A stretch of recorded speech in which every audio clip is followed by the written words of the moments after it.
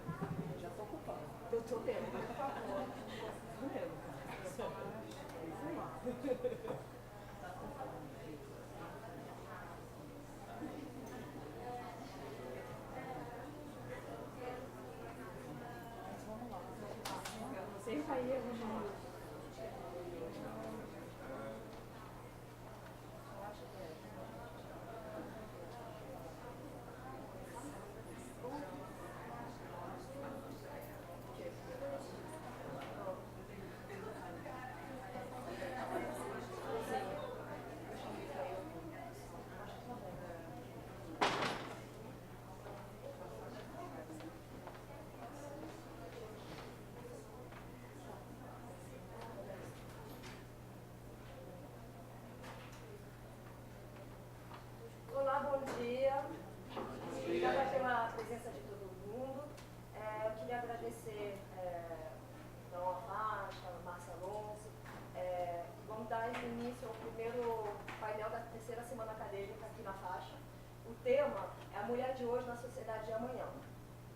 Então, vou só solicitar para que, a partir de agora, vocês desliguem os celulares, botem no silencioso, por favor, muito obrigada.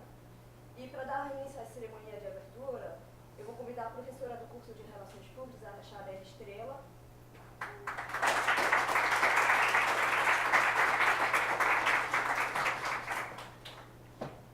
E, em seguida, as palestrantes de hoje. Primeiro, a Priscila Marques, estudante de História da UFRJ.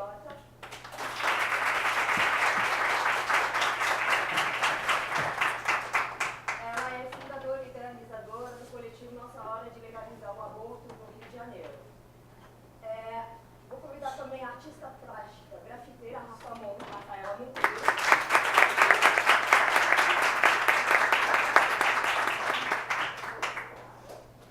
E, para dar um toque de testosterona, o Pedro, que é o fundador do coletivo Mego.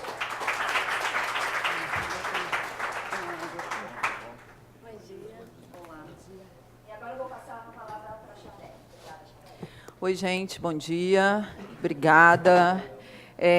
Eu quero só fazer duas observações antes de passar a palavra às palestrantes. Primeiro, agradecer a presença de todo mundo.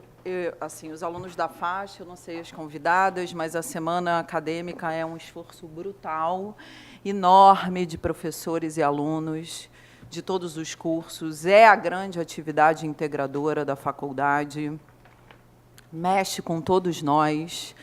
E todo mundo, obviamente, faz pelo comprometimento acadêmico e, como é característica da faixa, com muito amor. Eu agradeço a presença de vocês, porque eu sei que não é fácil estar aqui numa segunda-feira de manhã, depois do que vivemos ontem, né? Então, isso exigiu de todos nós, sobretudo de todas nós, hoje, um esforço enorme para que a gente se levante e retome a nossa luta. Não é fácil, não vai ser fácil, nunca foi fácil.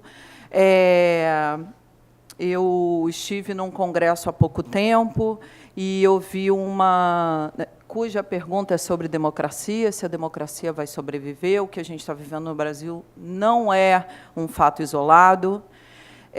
Outros países, Europa, Estados Unidos, estão vivendo isso também. Obviamente, a gente tem as peculiaridades do Brasil, mas eu ouvi uma frase que simples, mas que traduz: democracia é confronto. Ela não está pronta, A gente não acorda e ela está pronta para a gente. Os direitos não vão cair do céu no nosso colo, nunca caíram, não cairão. Então, a democracia é uma construção cotidiana, é um confronto cotidiano.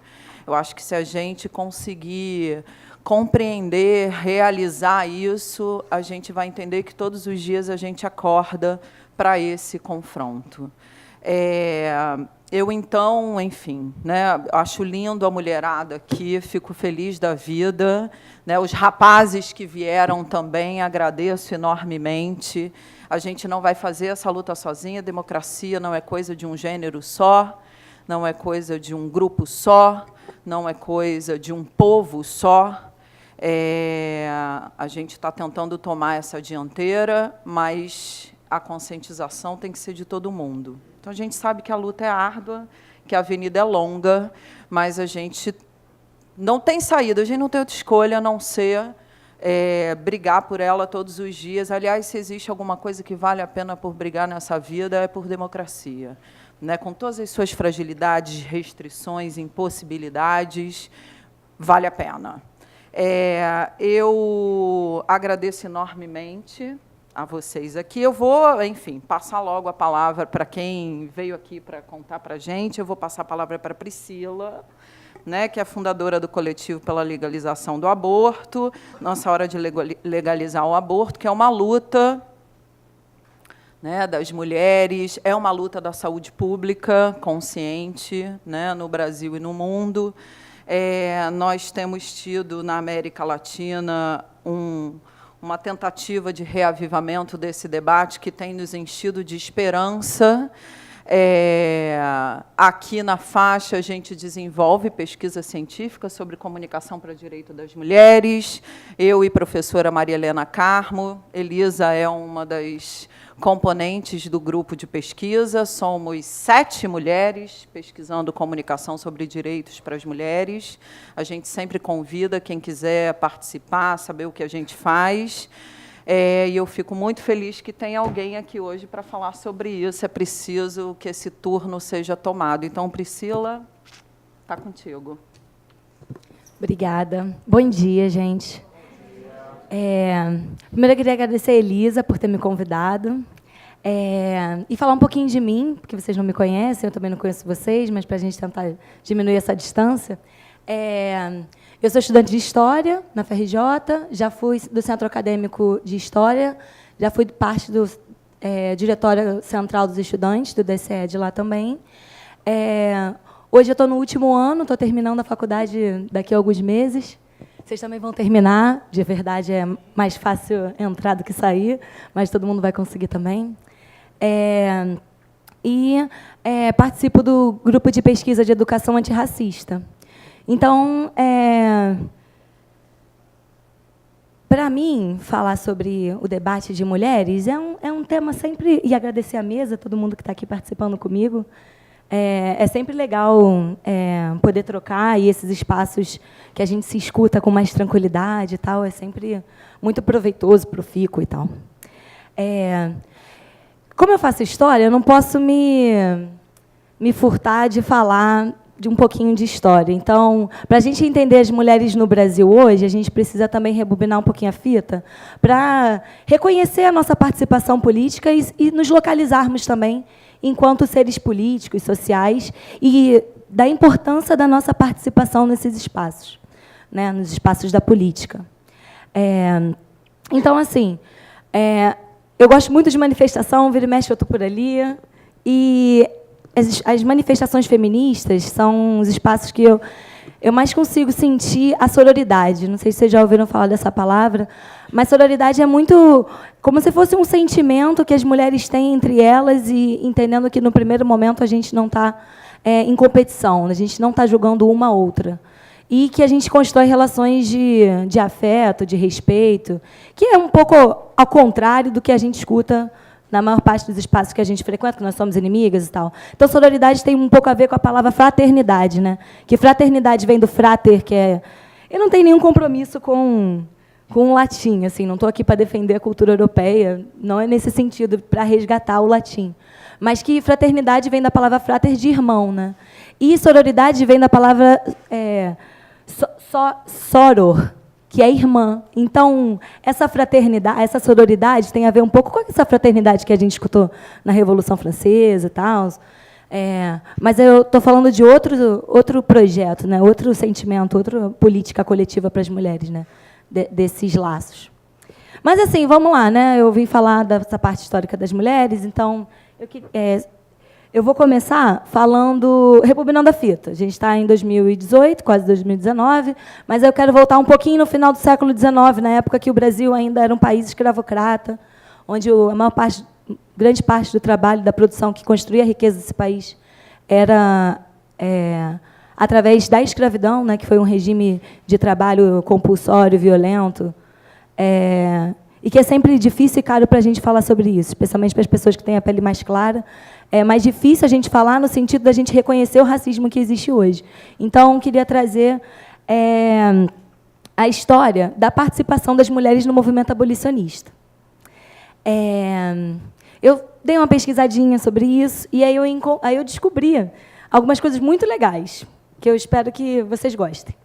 Que as mulheres participavam ativamente, né, do processo... Porque a abolição da escravidão não foi só uma senhora que escreveu uma lei, não foi a princesa Isabel que escreveu uma lei áurea, teve muita manifestação, muita disputa, teve muita revolta, teve muito assassinato, foi bem caloroso, né? E as mulheres também participaram disso, para além das mulheres negras que já estavam na linha de frente da resistência, nos espaços das revoltas, como, por exemplo, a Revolta das Carrancas, em 1835, e a participação das mulheres no setor mais urbano, assim, na participação política. No Rio de Janeiro, não só no Rio de Janeiro, mas em todo o Brasil, tiveram algumas associações exclusivamente femininas que lutavam contra a escravidão. E aí tem uma em especial, que foi de 1884, que foi a Ave Libertas, fundada pela Leonor Porto. Não sei se alguém aqui mora em São Cristóvão, mas hoje é uma rua aqui em São Cristóvão, lá em São Cristóvão. E a Leonor Porto, ela não era uma mulher da elite intelectual, da elite urbana.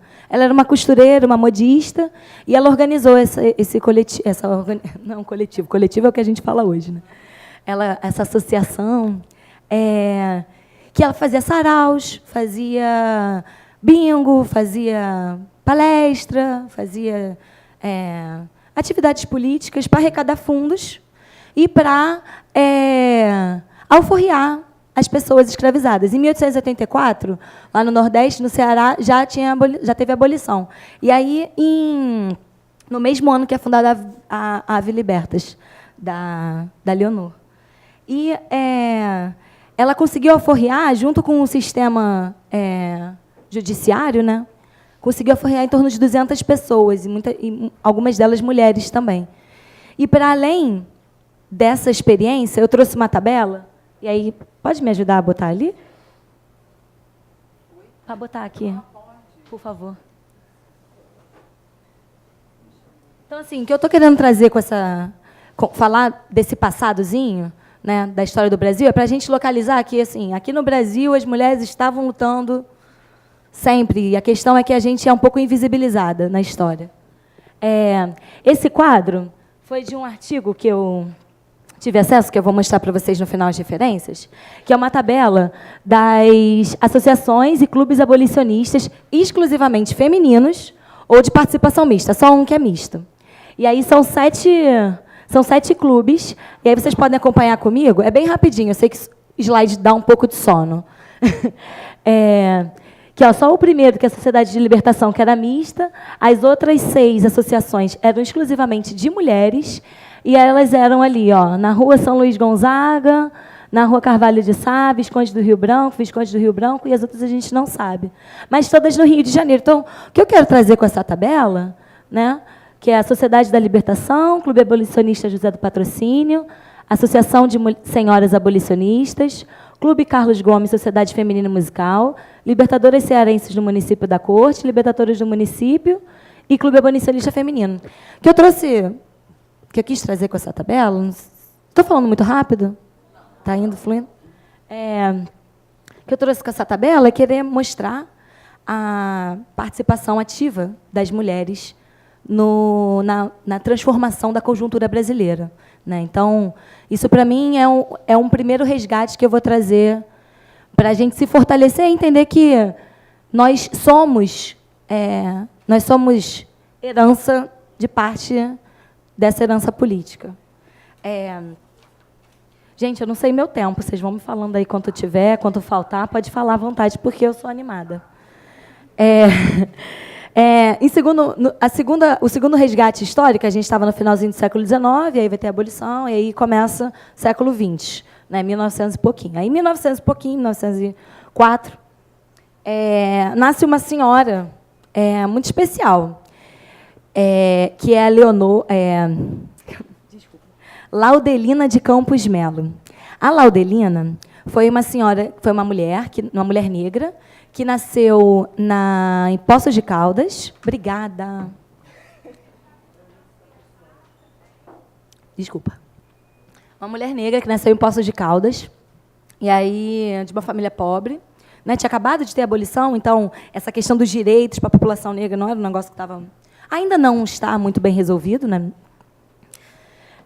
E ela, ainda criança, vai começar a cuidar muito do serviço doméstico na casa dela, dos irmãos dela, tem 5 irmãos. E, com 16 anos, ela começa a ser empregada doméstica. E, ao mesmo tempo que ela começa a ser empregada doméstica, ela também começa a participar, né, ser humano, faz um monte de coisa. Começa a fazer sarau, começa a fazer um clube de dança, sempre com um caráter de valorização da cultura negra, né, de resistência, valorização da cultura e tal. E, em 1936, ela vai fundar a primeira associação de mulheres empregadas domésticas do Brasil. Ela é a primeira mulher que vai começar a falar, olha só, nós empregadas domésticas, nós somos trabalhadoras, e nós temos, é necessário que a gente conquiste nossos direitos. Voltando aqui na história de novo, foi mais ou menos naquela época do Vargas, que ele estava concedendo, por conta de muita pressão do mercado industrial, das manifestações sindicalistas e tal, estava concedendo direitos para os trabalhadores. Mas as trabalhadoras negras não estavam conquistando seus direitos, né? Porque a bandeira da Leonor Porto era essa, que as empregadas domésticas deixassem de ser escravizadas dentro das casas das patroas brancas. E, então, também marcar essa disputa racial, esse choque social que também existe entre as mulheres. Eu não estou aqui para falar que as mulheres brancas e as mulheres negras elas partem dos mesmos lugares do feminismo, porque elas não partem. Tanto que o Jarbas Passarinho, que foi o ministro, ela chegou a sentar com vários ministros. Pode botar aqui a imagem? Ela chegou a sentar com vários ministros, vários presidentes e tal, para ter garantido o reconhecimento de sindicalização e também a regulamentação da profissão, porque ela entendia que, por exemplo, lavar, passar, cozinhar, varrer, cada trabalho desse é uma tarefa diferente, então teria que ser remunerado de uma forma diferente também. Então, essa aqui é uma foto dela. Vou deixar também no final a bibliografia, é de uma colega minha, a Fernanda Crespo, ela também é desse grupo de pesquisa que eu faço parte, do GPA, que é de Educação Antirracista. Ela que fez essa pesquisa, a tese de mestrado dela é sobre a Laudelina, e os usos também da Laudelina enquanto recurso didático para as escolas. Como eu disse para vocês, eu estou me formando como professor de História, e eu acho que a gente tem que trazer essas histórias para as salas de aula. Que vai ser um pouco difícil aí, se a gente tirar a história, né, do currículo com a reforma da educação, mas a gente está na luta. Esse aqui é uma imagem do encontro da Laudelina com o ministro do Trabalho, Jarbas Passarinho, que foi chamar ela de terror das patroas, que é aquela marca do recorte racial, e de classe também, social, que vai implicar com isso. Em Brasília, em 1966, reunião do ministro com os sindicalistas, solicitando o cumprimento das leis trabalhistas em vigor. Dona Laudelina, o enquadramento das empregadas domésticas nas leis trabalhistas. Eu vou pular um pouco da história da Laudelina, porque eu preciso concluir daqui a pouco. Mas, assim, ela vai morrer em 91, na luta. Em 88 é reconhecido a sindicalização das mulheres, das empregadas domésticas. E só em 2012, que com certeza vocês já devem ter ouvido falar sobre isso, foi aprovada a PEC das domésticas. Então, A votação é calorosa, assim, a capa da Veja, falando que não tem que regulamentar o trabalho, enfim. Mas o que eu quis trazer também com a história da Laudelina é essa luta das mulheres negras também pela regulamentação do seu trabalho e também da importância que tem a luta das mulheres negras na sociedade, que é o feminismo negro. Ele é o mais revolucionário, porque ele rompe com todas as... Ele rompe não só com a questão de gênero, mas com a questão de social, de raça, então, de classe. Oi. Qual foi o único contra a técnica das domésticas? Foi o nosso presidenciável Jair Bolsonaro. Nossa. Para tu ver, né? O negócio está acontecendo. Não é hoje, assim, entender política. Eu quis trazer essas pessoas, justamente. Muito obrigada por agregar isso, porque perfeito. Ele não, está aqui. Quanto tempo eu tenho? 10 minutinhos? Tá. Então, agora, a partir desses exemplos históricos que eu trouxe para a gente, da luta das mulheres... Da luta das mulheres... Obrigada, gente. Valeu, obrigadão. Da luta das mulheres contra... Contra o quê? Tanta coisa, fiquei confusa. É tanta coisa que a gente está fazendo. Então, trouxe para vocês o debate das mulheres no finalzinho do século XIX, trouxe para vocês um pouquinho do século XX, porque as sufragistas todo mundo já conhece. Movimento de mulheres sufragistas, todo mundo já conhece, né? E aí eu quis trazer a Laudelina, que eu acho que é mais legal. E agora, para voltar aqui para o nosso tempo presente, né, que eu acho que é o objetivo do painel, a gente pensar mulheres hoje e tal, mas não tem como a gente se entender hoje se a gente olhar um pouquinho para trás. Eu vou falar um pouco da minha experiência agora, né? Pelo que eu vivo hoje, que eu participo hoje da política, né? nas minhas possibilidades, né? Então, vamos lá. Tem uma outra pesquisa, que eu vou botar aqui no finalzinho, que fala sobre cyberativismo. E aí eu vou falar um pouco sobre mim agora para vocês. Oi? Não, pode deixar. Tem mais um, daqui a pouco eu ponho.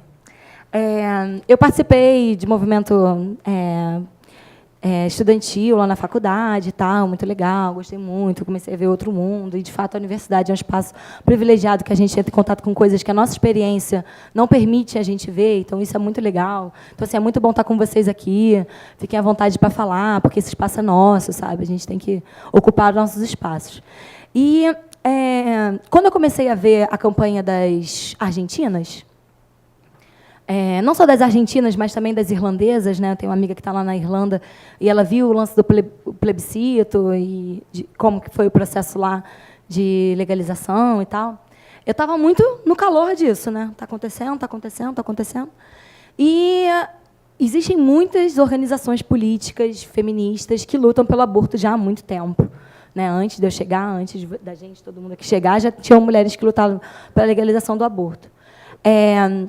E aí, essa pessoa maravilhosa aqui que fez o panfleto, Rafa Mon, muito obrigada, ficou maravilhoso. Eu estava em casa um dia, estava vendo a movimentação da campanha do aborto, falei com alguns colegas, falei, não vai ter uma manifestaçãozinha para a gente não aqui, porque vai ter a DPF, né? Tinha a DPF 442, que está tramitando no Supremo Tribunal Federal, que é para descriminalizar o aborto, né? E ela estava para ser votada. E, ao mesmo tempo que estava acontecendo todo esse processo na Argentina, da campanha de lá. Falei, gente, vamos fazer uma manifestação, tem alguma coisa marcada aí? Não tem, mas tem um monte de atividade acontecendo e tal. Aí eu fui, estava em casa, na varanda, aí fui no computador, aí criei um evento no Facebook.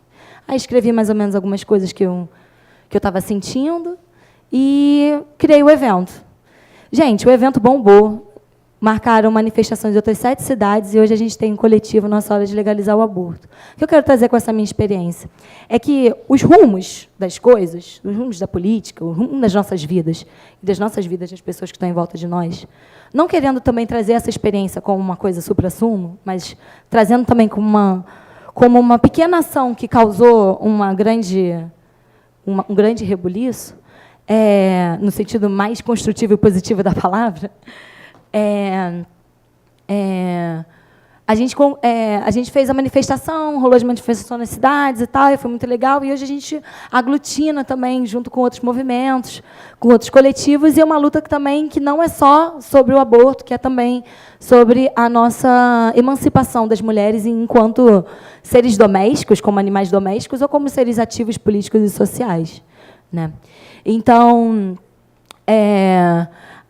a questão racial também é um recorte muito profundo nessa questão do aborto, porque eu não quero, quando eu falo sobre a campanha do aborto, da legalização do aborto e tal, de forma nenhuma estou querendo falar aqui sobre se você quer fazer ou não, e se você acha que o outro tem que fazer ou não. É uma questão que vai para além do outro, é uma questão de saúde pública, e que é uma questão também de privilégio.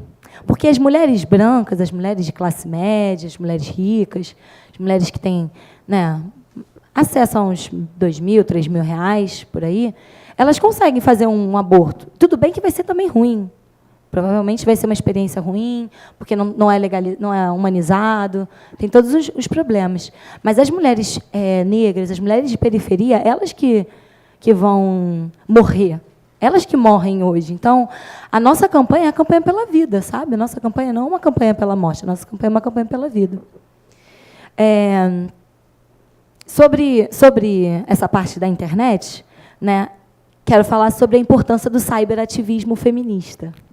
Quem nunca aqui não compartilhou já um viralzinho, uma imagem de luta pelas mulheres, luta das mulheres, a campanha do Ele Não. E aí tem algumas campanhas que eu acho que vocês já devem ter viralizado por aí, né? Que eu acho que é isso que demonstra também a força das mulheres aqui na nossa cidade, especialmente porque é o lugar de onde eu venho, e é de onde eu sempre estive, eu moro no Andaraí, sempre morei ali. Então, é o que eu vejo também e o que eu experiencio na rua e tal. Que são alguns pontos que eu vou trazer que, para mim, são fortes, assim, para a gente entender a força das mulheres aqui nessa cidade na contemporânea, no momento contemporâneo. Né? A universidade gosta de um contemporâneo. No tempo presente, no hoje em dia, no nosso aqui. Que foi a campanha de 2006 do Pedro Paulo, que quem ganhou essa campanha contra o Pedro Paulo foram as mulheres, com o ex-Pedro Paulo Bate Mulher. Então, o Pedro Paulo ele era o candidato preferido do Eduardo Paes, né? E que, infelizmente, vai ser o candidato que eu vou fazer campanha, de alguma forma, né?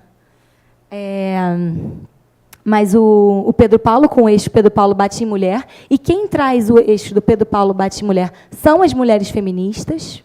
As mulheres feministas trazem esse debate de que, do fato dele ser um agressor das antigas esposas dele, e vão trazer esse tema, e vão tornar hegemônico o debate, porque, assim, a gente sempre está falando das coisas, né? Tem sempre grupos que estão reivindicando e tal, só que tem um momento que, bum, a gente torna o debate hegemônico. E é isso que a gente tem que fazer, é tornar os debates hegemônicos, né?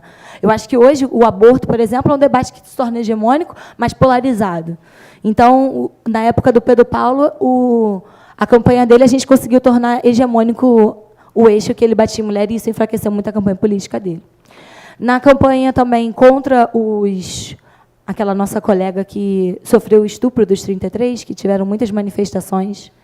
Foi muito sensível aquelas manifestações, foi muito difícil para mim, porque naquele lugar é onde eu mais sinto a sororidade, sabe? Nessas manifestações, especialmente sobre a violência contra as mulheres, sabe? Porque é um momento que todo mundo se olha, todo mundo se entende, e tem muita arte, e a partir disso também se massificam coletivos que falam sobre isso e tal. Então, também foi um momento muito forte do feminismo nas ruas.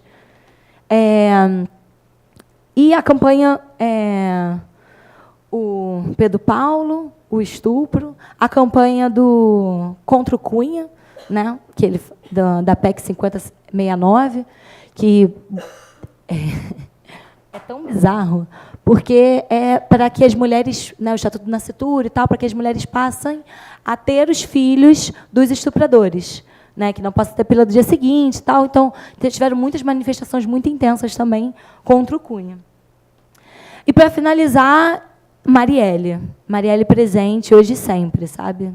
Eu conheci a Marielle uma vez, na época da campanha, mas eu acho que Marielle é um fenômeno que passa por todos nós e que aglutina um sentimento de luta e indignação muito forte e que, para mim, para mim é difícil falar sobre isso, porque eu vou sentir que eu vou estar precisando falar de mais alguma coisa, mas que ela representa muito essa luta hoje, especialmente com a candidatura da Thalíria e da Mônica, né? Representa muito uma força das mulheres negras de periferia, das mulheres lésbicas, das mulheres trans, e não só das mulheres, mas também de um setor dos homens que faz um debate sobre masculinidade. Fiquei muito feliz quando soube que você ia trazer esse debate, que também pensam construir uma nova sociedade, né? E o tempo? Um minutinho. Então, para finalizar, queria agradecer por vocês terem me escutado esse tempo todo. E, se vocês quiserem fazer perguntas, eu estou super aberta também para conversar depois e tal. Mas entender que a gente precisa derrubar um mito, que nós somos um sexo frágil, que nós somos o segundo sexo. E aí tem algumas pessoas que derrubam esse mito, né? Vocês conhecem a Jéssica Andrade, que é a campeã do UFC, do MMA no Brasil? Pega qualquer homem e põe para lutar com aquela menina, entendeu? É questão de preparação e trabalho, não é uma questão de órgão sexual e diferenças de gênero e tal. Oi? Claudinha Gadenha? Gadelha. Que legal. Nossa, incrível. Podia ter falado dela, desculpa, não sabia. Que legal. Maneiro. A Marta, do futebol, né? Porque o Brasil é país de futebol, então as mulheres não sabem jogar futebol. Marta tem mais título que todos os caras aí. E chefe das famílias, as mulheres, né? Porque os homens são chefes das famílias, e as mulheres são as maiores chefes das famílias, né? Hoje, né? Mais de 50% dos lares são chefiados por famílias. Então, para terminar, é uma pergunta que eu quero deixar para vocês. Assim, para mim, a luta pelo aborto é uma das principais lutas que a gente tem hoje, né, sendo construídas e tal, mas eu quero saber de vocês também, né, para também pensar o que vocês acham, vocês enquanto mulheres e enquanto homens que rompem com os privilégios do machismo e tal, vocês enquanto mulheres, o que falta? O que falta para a gente conquistar? Porque a gente vai conquistar, a gente vem conquistando ao longo dos séculos, entendeu? A gente vai conquistar. E eu quero fazer um convite para vocês pensarem o que a gente precisa conquistar e vamos fazer. Porque é assim que resolve. Obrigada.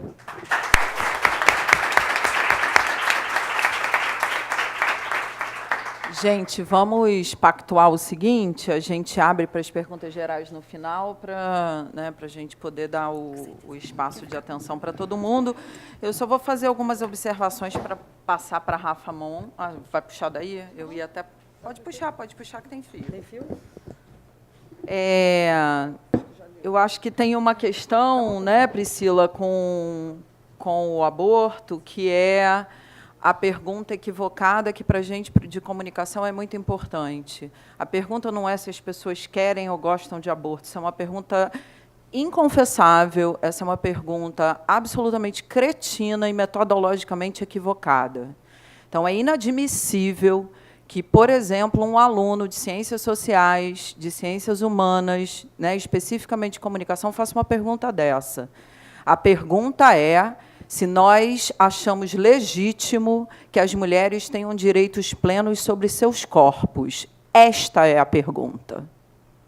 Porque você perguntar para alguém, se a professora Débora Diniz, a maior especialista, deu uma aula para a gente no dia da fala no Supremo, falando o quanto a pergunta que foi feita numa outra pesquisa ela estava corrompida e enviesada. Enviesamento de pesquisa, a gente, como aluno de comunicação, sabe que define, né, o que vai acontecer como resultado. Se enviesa a pesquisa, acabou com o resultado.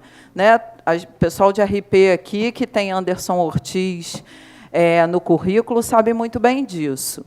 Então, a pergunta é sobre direitos plenos sobre nossos corpos.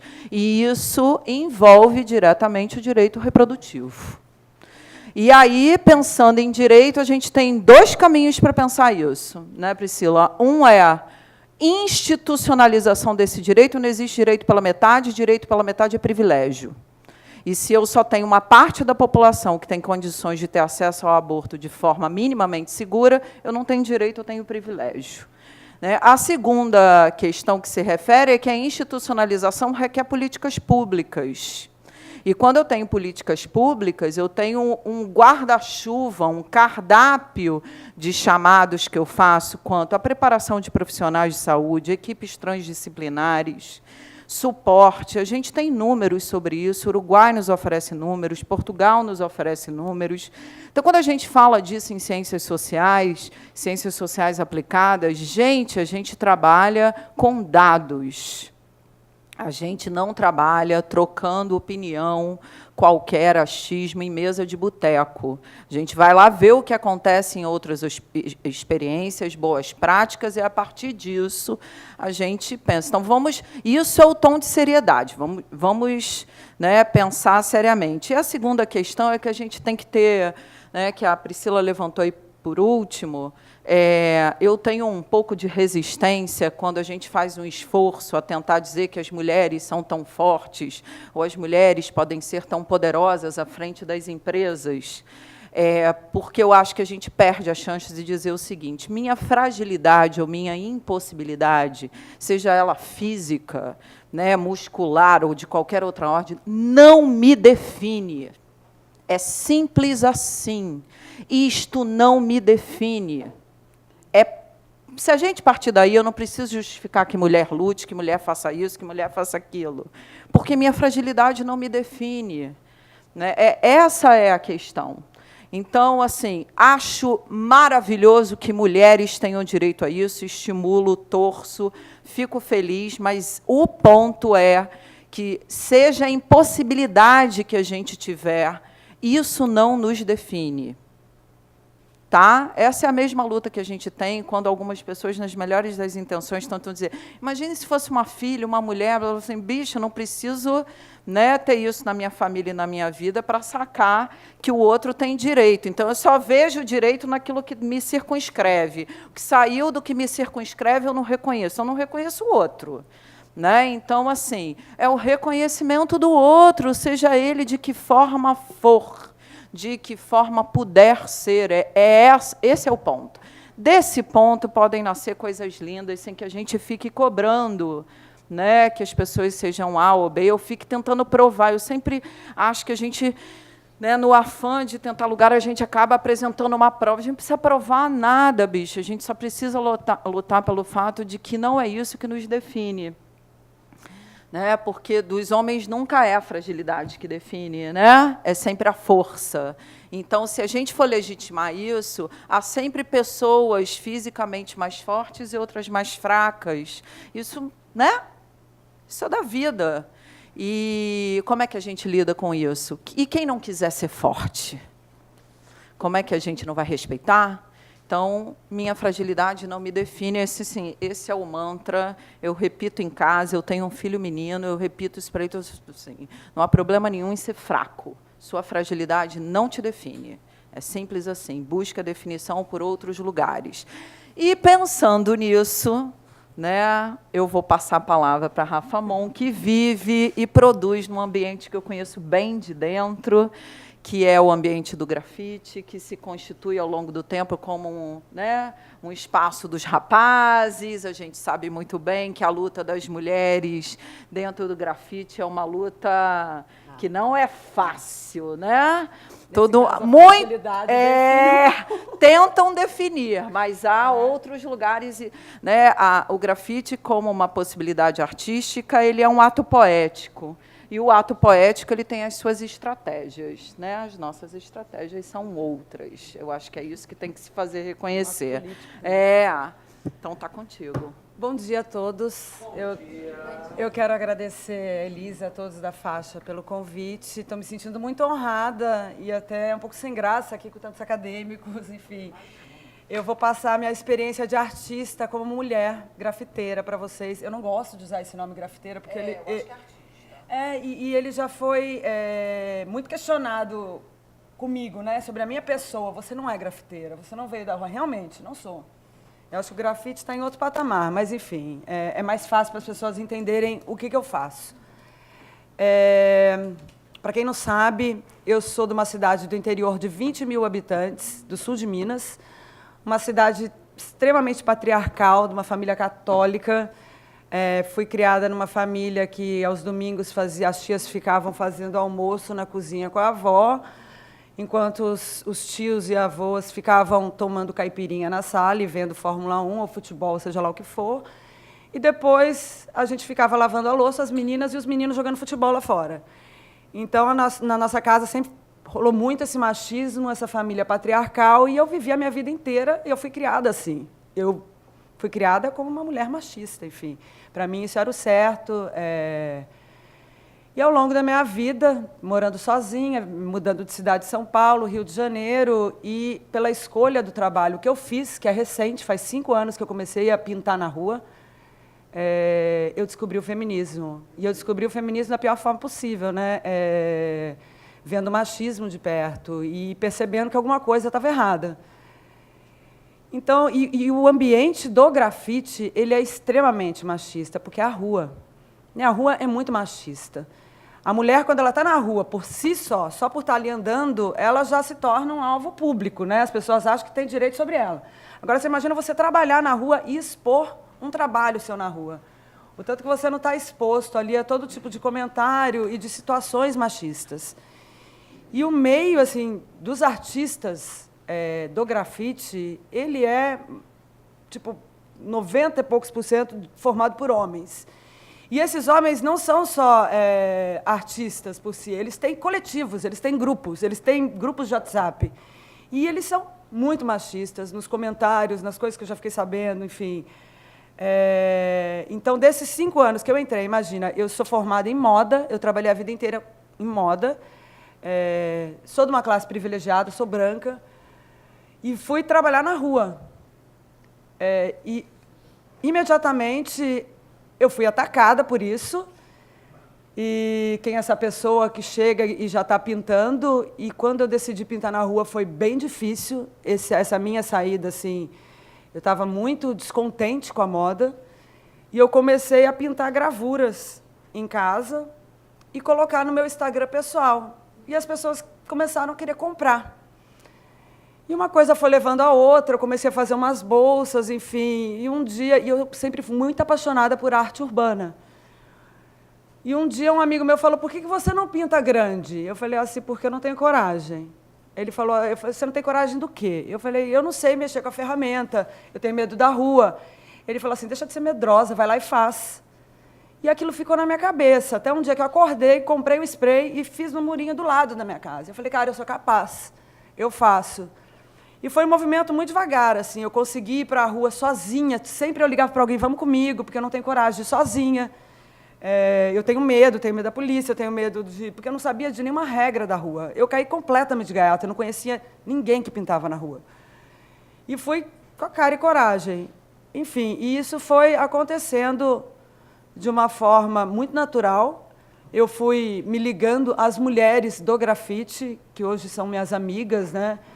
E a gente procura se unir cada vez mais para levar essa minha vontade de pintar na rua, e das mulheres também, que quando eu comecei era um grupo bem menor, e agora eu acho que está se expandindo, né? Eu adoro quando eu encontro meninas que estão começando a pintar e falo, cara, você me dá coragem de pintar na rua, porque é isso que eu quero passar.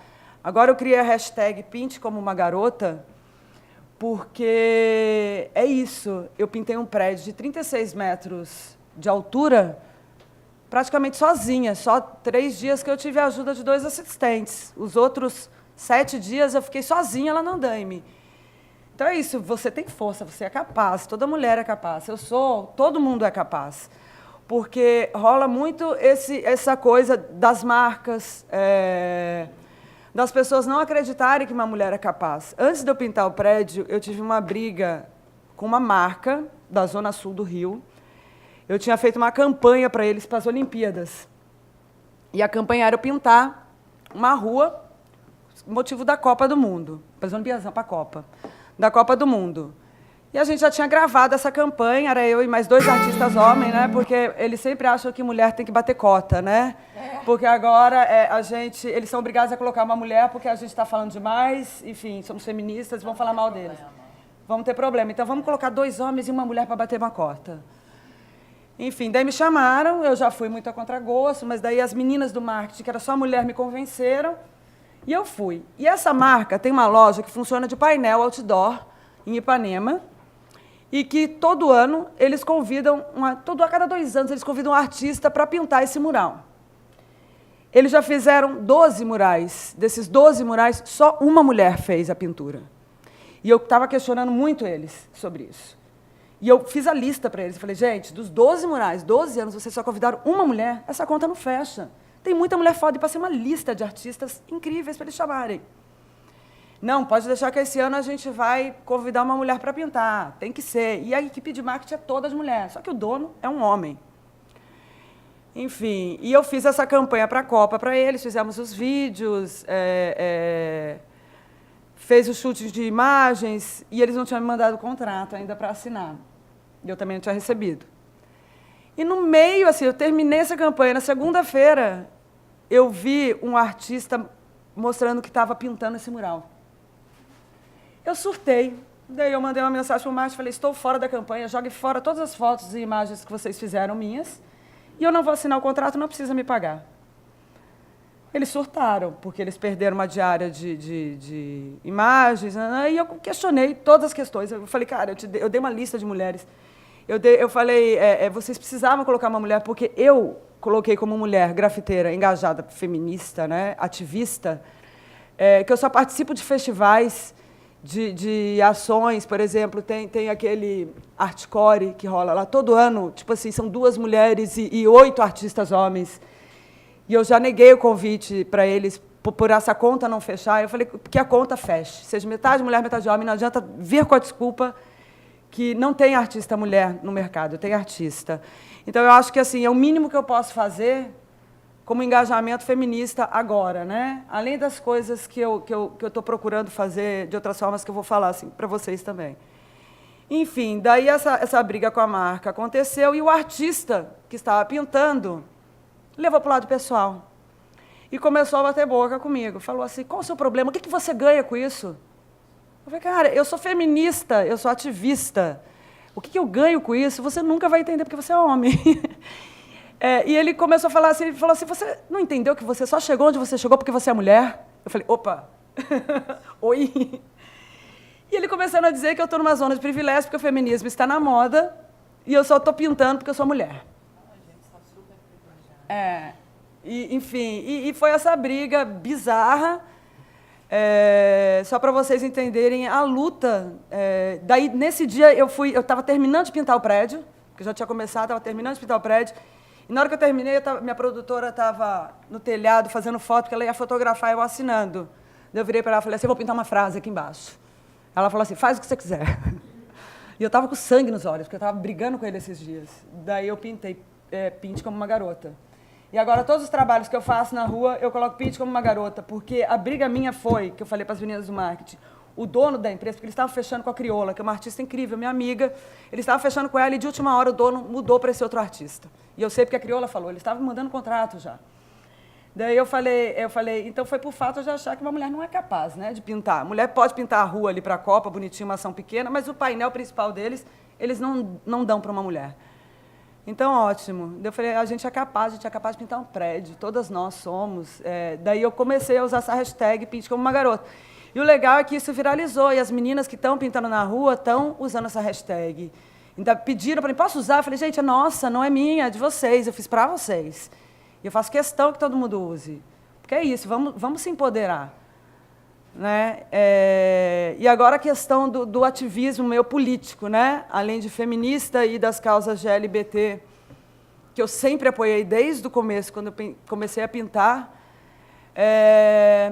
eu achei importante eu entrar no ativismo político das coisas que eu acredito, dos movimentos de esquerda que eu acredito, das ocupações, do movimento MST, enfim, que eu quero fazer parte. Né? Recentemente eu fui para o México, e eu não sei se vocês sabem, mas o México é o berço do muralismo, né? Foi lá que começaram as pinturas em murais, com Diego Rivera, Orozco, Siqueiros.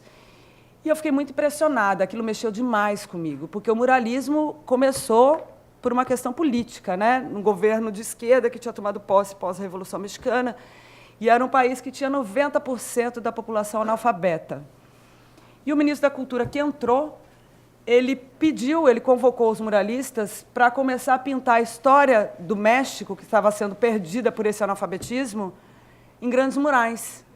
Porque o muralismo é a forma mais democrática de levar arte para todas as classes, né? Porque você está ali chutando a porta e a pessoa está vendo a sua arte na rua, né? Por onde que ela passa, tem uma arte ali, ela vai prestar atenção e vai entender de alguma forma. E aquilo mexeu muito comigo, porque eu comecei a entender que eu tenho uma ferramenta muito potente nas mãos, uma ferramenta política, uma ferramenta que eu posso colocar ali na rua para empoderar as causas que eu acredito. Então, a partir daquele momento que eu voltei do México, eu comecei a assumir meu lado político.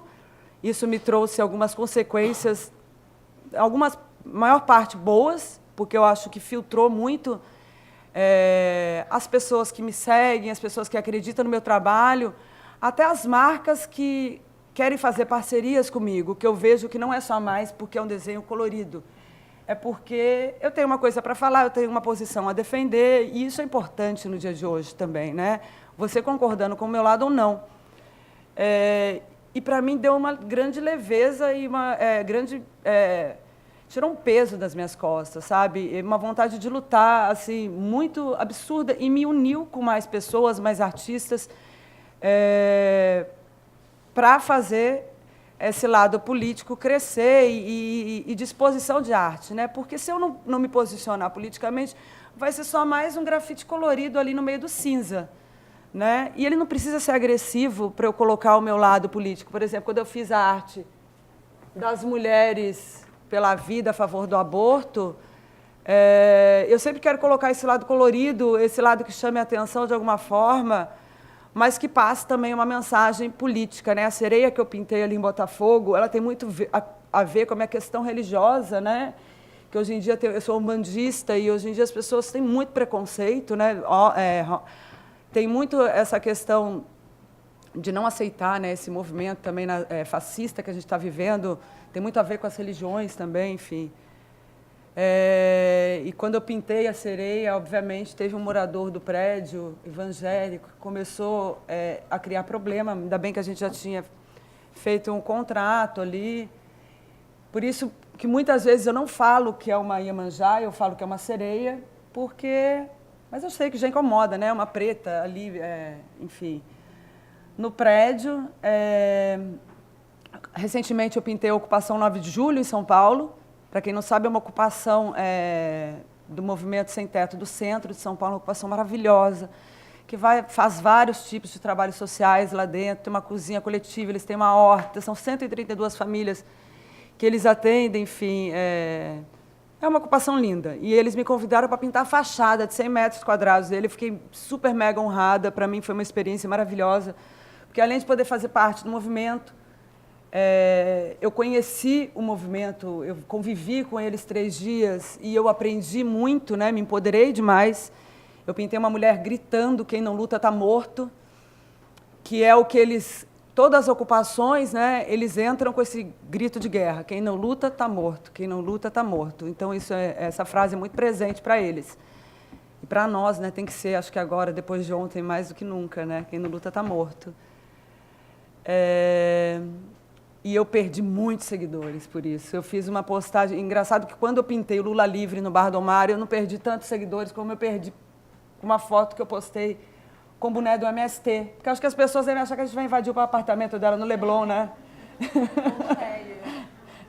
Que daí eu sou petista Leblon, comunista. Né? Não é só o Leblon, né? Enfim, e é isso. E, obviamente, eu sofro demais com o machismo dentro das comunidades do grafite, né? Mas eu acho que mais do que sofrer as retaliações, né? Porque sofrer assim intimamente, ficar triste por causa de alguém que está falando, eu não sofro mais.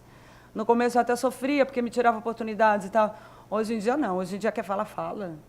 Pode falar, não tem problema, e eu acho que isso me une mais ainda com as mulheres, com as artistas, com as feministas, enfim, com as meninas que querem pintar na rua. Eu tenho um projeto que eu estou adiando por falta de tempo, né, porque vários outros projetos estão acontecendo agora no final do ano. O que eu quero fazer? Eu quero pegar mulheres artistas que já pintam e fazer uma experiência de uma semana com elas na rua, que nunca foram para a rua, que é para trabalhar esse empoderamento da mulher na rua e posicionamento dela na rua, como que ela vai se posicionar e colocar sua arte grande ali, independente dos comentários e do assédio, porque isso acontece muito, e dar essa aula de rua e de empoderamento para as mulheres. Eu quero muito colocar esse projeto em prática. E eu acho que é isso que eu posso, que eu quero fazer e levar cada vez mais para as pessoas, enfim, e me posicionar sempre como essa figura não só artista, mas também ativista, feminista, pelas causas LGBT, enfim, todas as causas que eu acredito. Eu falo rápido, né?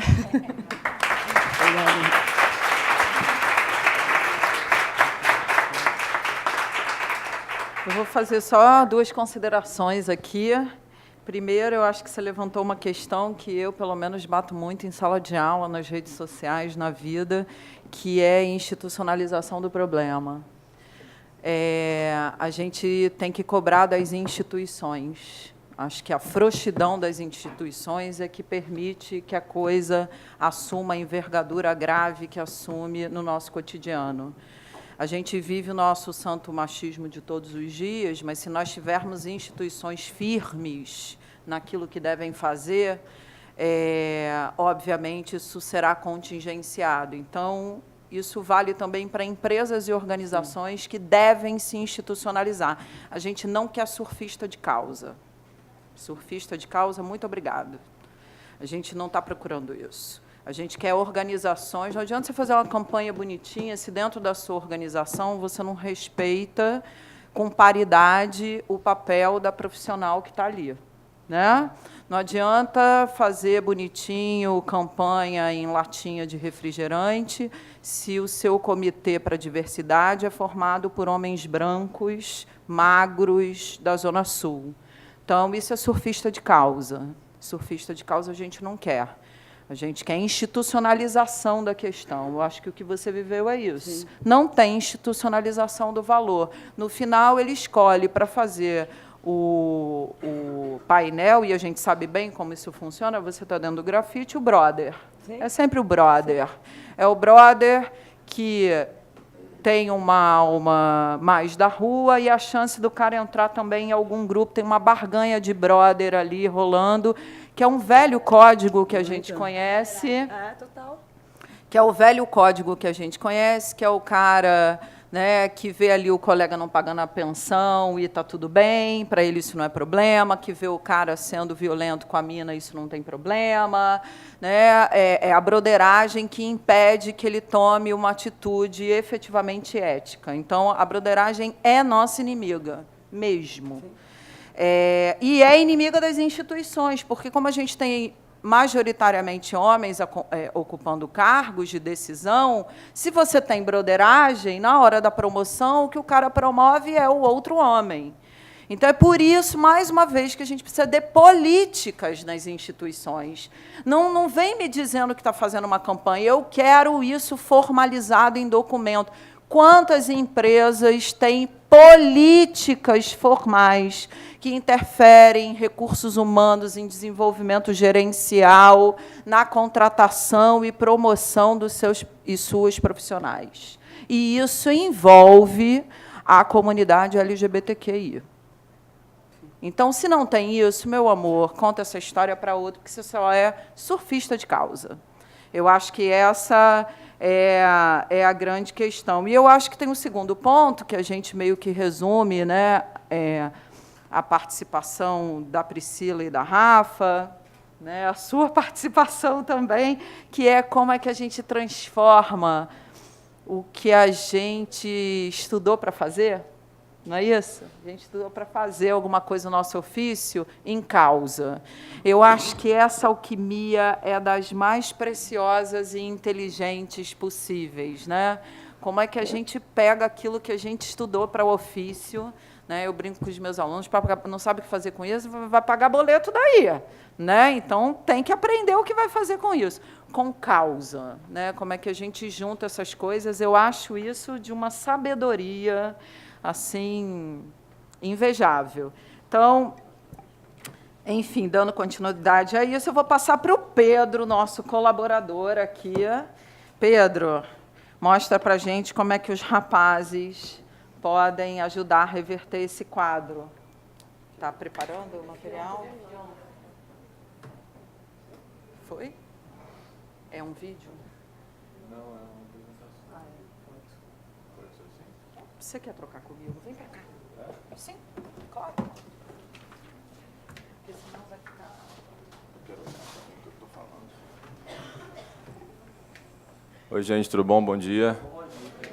Eu queria agradecer a Elisa também pelo convite, a faixa, a vocês que estão aqui comigo, me acolhendo.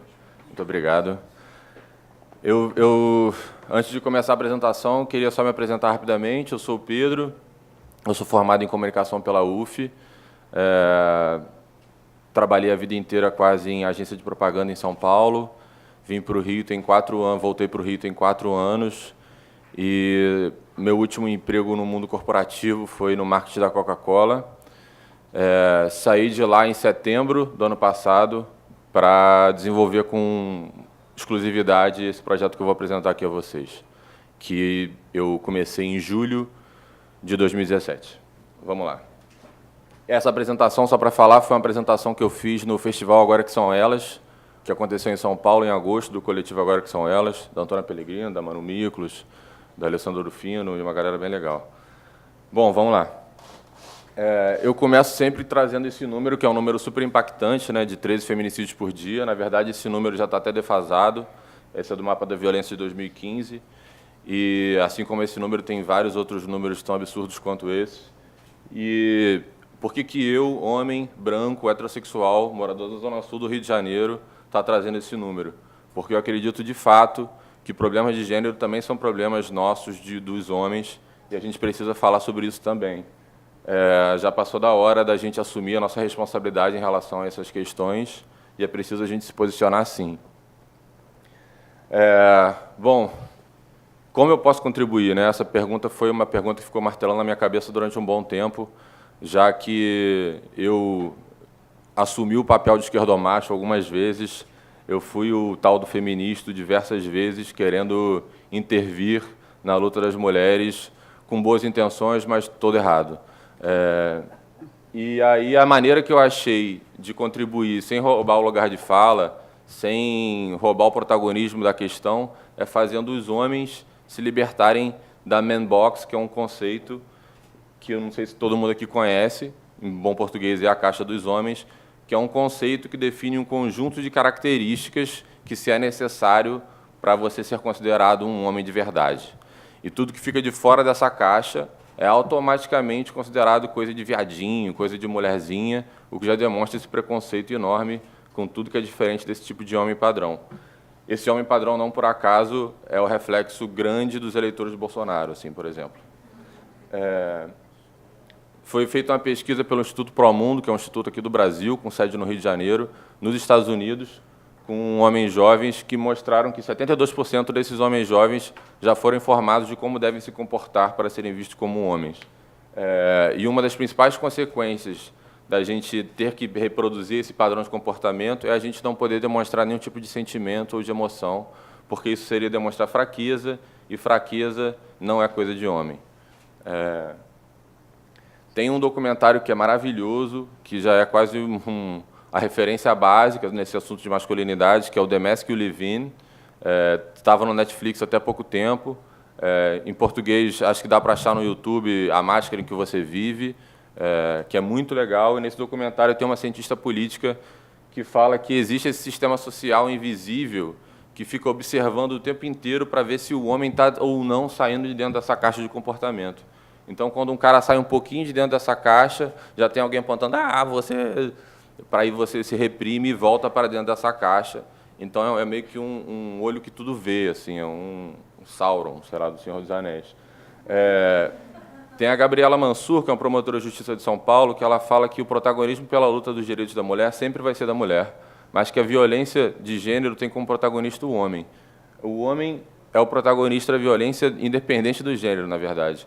Ele violenta mulheres, outras minorias que eu digo em relação ao poder mesmo, outros homens e até eles mesmos. As taxas de suicídio no Brasil são 4 vezes maiores entre homens do que entre mulheres. Muito por causa dessa maluquice que a gente tem que ser para ser entendido como homem. Assim. Se eu estiver falando muito rápido, por favor, vocês peçam para eu devagar.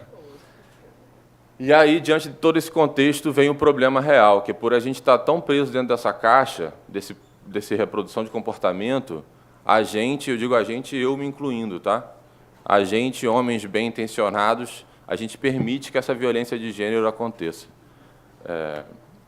Só que, graças a Deus, muitos de nós não queremos mais reproduzir esse comportamento e a gente quer fazer outra coisa, assim.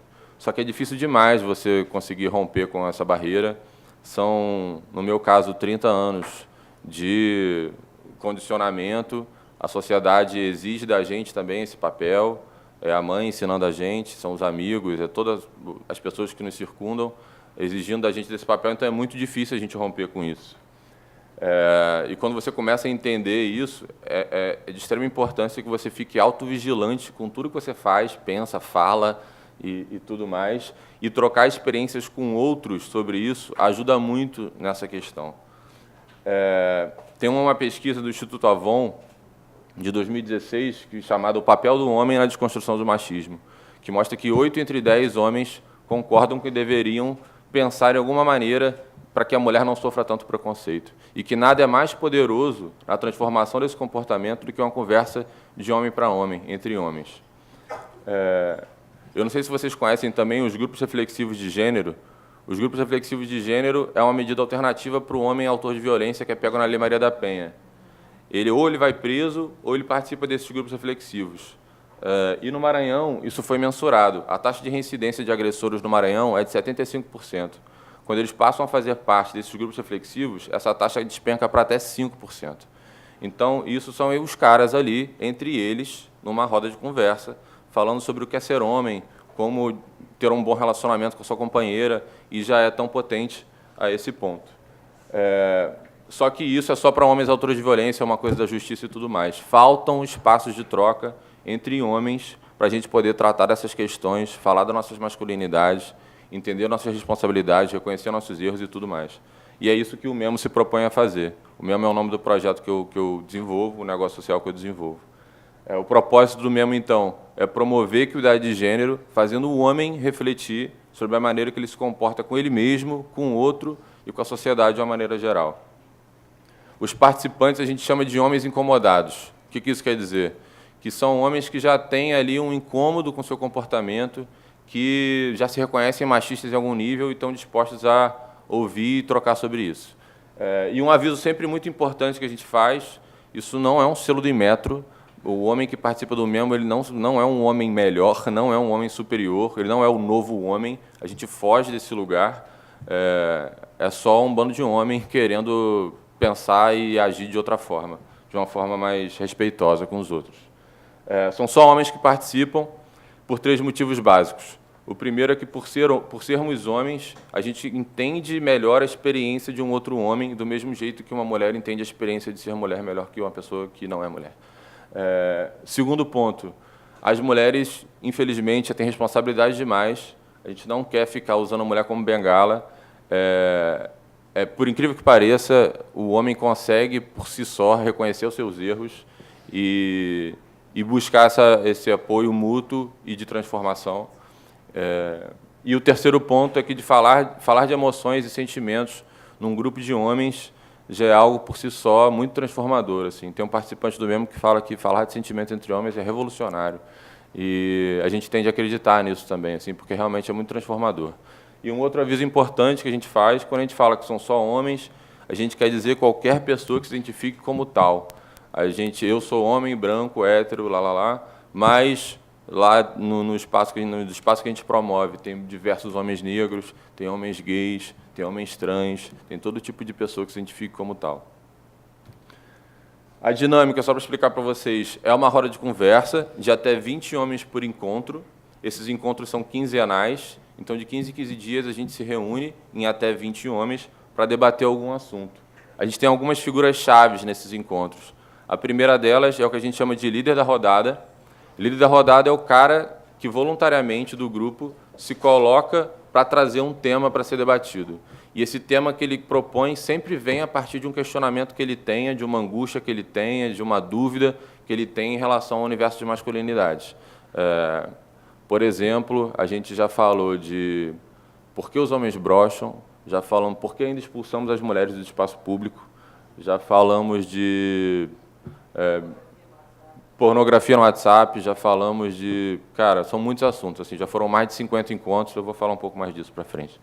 E uma outra pessoa importante nesse grupo também é o caseiro, que é o cara que antes, o líder da rodada, ele funciona em sistema de rodízio, ou seja, hoje sou eu o líder, no próximo encontro pode ser o Theo, no próximo encontro vai ser um outro cara, para a gente ter essa pluralidade de temas e para você manter essa coisa mais horizontal de que ninguém ali está professorando nada, porque a gente sempre diz e repete que o Memo não é para dar dicas de como ser um novo homem, não é para uma cartilha de como você se comportar, nada disso. Ali a gente está debatendo e refletindo sinceramente.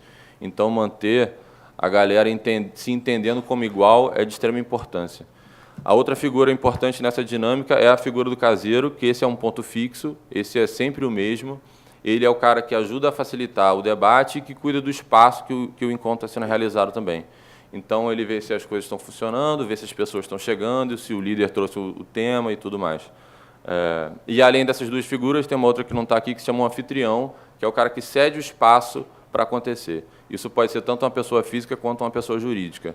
Aqui no Rio, a gente tem 3 espaços que cederam para a gente fazer esses encontros, que é o Next, que é um coworking que fica na Glória, é a Casa na Ara, que fica no centro, e a Barbearia do Nunes, que é um salão para homens, de cabeleireiro para homens, que fica em Copacabana. Tá? A gente deve abrir uma 4ª roda também na Casa na Ara, talvez uma outra em São Paulo, com um grupo fixo, e mais uma na Estácio, num campus que ainda está sendo definido, mas provavelmente vai ser o campus de Copacabana também. Esses números estão defasados. Na verdade, a gente tem mais de 50 encontros, são mais ou menos 100 homens envolvidos diretamente nesses grupos fixos, e hoje a gente tem 3 grupos fixos, podendo chegar em 6 até o final do ano, se tudo der certo. Como eu falei, a cada encontro a gente tem um tema diferente, e esse tema sempre vem de uma angústia, de uma questão que o homem tem em relação à masculinidade. Cada vez mais diverso, então a gente estimula que pessoas diferentes do meu círculo social, por exemplo, participem. Isso tem acontecido, a gente tem conseguido alcançar pessoas de regiões diferentes, principalmente com esses espaços que a gente desenvolve no centro, com essas rodas que a gente promove no centro e tudo mais. A gente tem um outro programa chamado Rodas Itinerantes, que, enquanto a gente não consegue desenvolver o grupo fixo, a gente leva esses encontros de forma pontual, e a gente está tentando levar agora para uma escola na Vila Cruzeiro, a gente já levou para São Paulo, a gente tenta levar essas conversas para outros espaços que a gente ainda não consegue chegar de forma fixa. E aí, só para terminar, eu sei que a caminhada do privilégio para a igualdade é grande, e eu tento, desde que eu comecei isso, a ouvir o que as mulheres me dizem, a reconhecer o meu comportamento machista, o meu comportamento homofóbico, racista e tudo mais. A partir daí, me responsabilizar pelo que eu faço. E não é sobre culpa, é uma coisa muito importante aqui separar, não é para eu ficar culpado e não querer sair de casa, é para justamente eu conseguir me responsabilizar e seguir. E aí, a partir disso, mudar meu comportamento, ajudar a cutucar o coleguinha quando faz besteira e tudo mais. Para a gente ter um mundo um pouco mais equiparado e respeitoso, amoroso e tudo mais entre homens e mulheres. É isso aí. Valeu.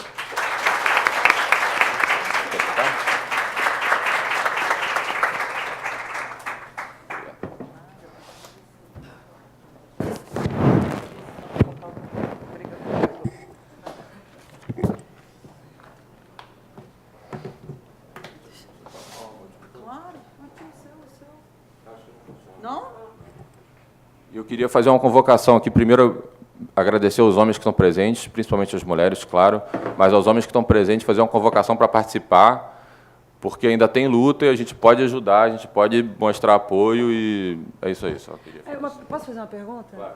Eu gostaria de saber como que os homens fazem para participar desses grupos. Então, a gente tem o nosso... É isso que eu ia te propor. A gente tem o nosso site, que é o mesmo.com.br, lá tem um formuláriozinho de inscrição que é super simples, que aí vai chegar um e-mail, a gente responde o e-mail, mas a nossa maior maneira de contato é através de boca a boca mesmo, assim. Mas tem o site que a pessoa pode se inscrever e é isso aí. É genial, maravilhoso. Ótimo, uma iniciativa ótima. A gente tem um grupo em São Paulo, não sei se vocês meninas conhecem, é um grupo de saúde, de promoção da saúde, chamado Coletivo Feminista Sexualidade e Saúde. Elas têm um perfil no Facebook, é um grupo que existe desde a década de 80, de profissionais de saúde, um grupo multidisciplinar, e elas acabaram, assim, há alguns meses, de inaugurar o Rodas Masculinas. Exatamente, era orientado por um psicólogo, que trabalhava exatamente com isso. Então, a ideia era reunir homens para discutir isso, e elas têm parceria com a Justiça. Então, elas recebem a indicação desses homens que cometeram violência doméstica e a Justiça orientou a fazer esse acompanhamento, que é uma das apenações, né? Dos apenamentos. O que eu acho que, enfim, de alguma maneira você trouxe aqui, Pedro, é uma questão que, assim, não sei se as meninas concordam, mas eu coloco sempre em sala de aula, que é o machismo, assim como o racismo, são características estruturais e estruturantes. Não são escolhas pessoais. Eu não escolho. E é por isso que a gente critica tanto quando a pessoa fala, não, eu não sou racista, não, eu tenho até, né? Eu faço até, ou homens que dizem, eu até ajudo, né? Ajudar já é furada, já diz que ajuda já é furada. Estruturais, porque, na verdade, fazem parte da nossa sociedade, a caracterizam historicamente, e estruturantes, porque produzem, né, seres históricos nessa estrutura. Então, a diferença está onde? Então, se numa sociedade como a nossa, todo mundo é racista e é machista, qual a diferença? A diferença está naqueles que reconhecem isso e lutam cotidianamente para identificar o fenômeno e combatê-lo. Essa é a diferença. Então, não só coletivo, aí sim, pessoal, também. O quanto eu não posso estar aqui escorregando numa atitude machista, mulheres também são machistas, a gente sofre com isso todos os dias, eu acho que, pelo menos para mim, é a maior dor. E no que isso não está sendo preconceituoso? Se a gente não tiver essa consciência, e só há, na luta política, só há um caminho, que é a tomada de consciência, se a gente não tomar consciência, a gente teve aqui narrativas sobre tomada de consciência, né? Só foi possível a partir de uma tomada de consciência. E essa tomada de consciência, na maioria das vezes, ela é empírica, ela se dá na carne, de um embate, de uma restrição, de uma limitação, de uma impossibilidade, que, de alguma maneira, provoca um sofrimento, e esse sofrimento, a gente que carrega para vários lados, a gente prefere carregar para a consciência política. Então, acho que a questão está aí. Eu vou fazer o seguinte, eu vou abrir para as perguntas agora, para quem tiver questões, sobretudo sobre o trabalho, como desenvolvem, como é possível se engajar, enfim.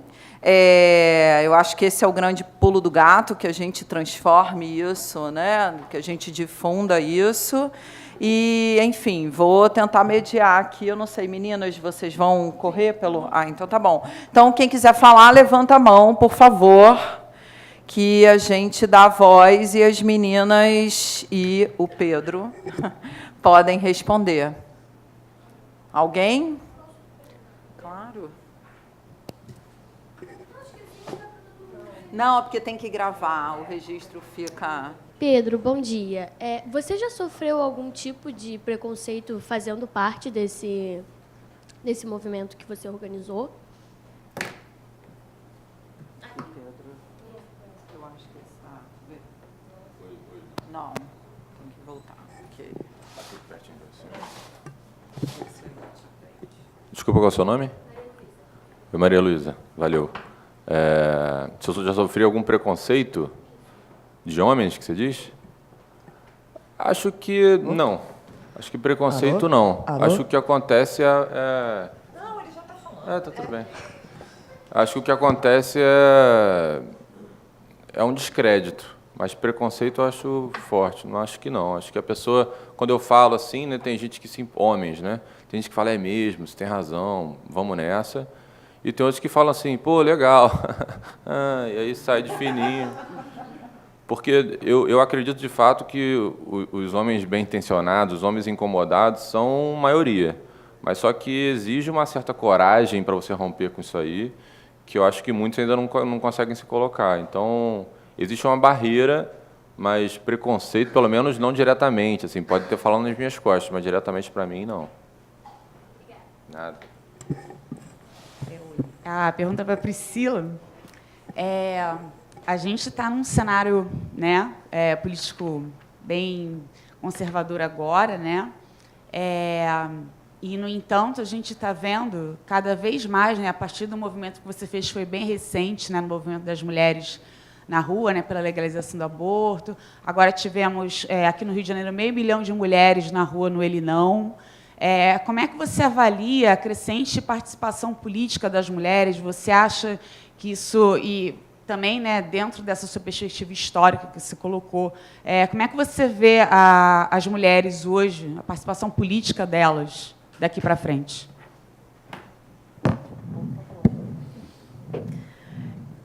Obrigada, Carla. Primeiro, eu queria apresentar a Carla, né? A Carla Oil.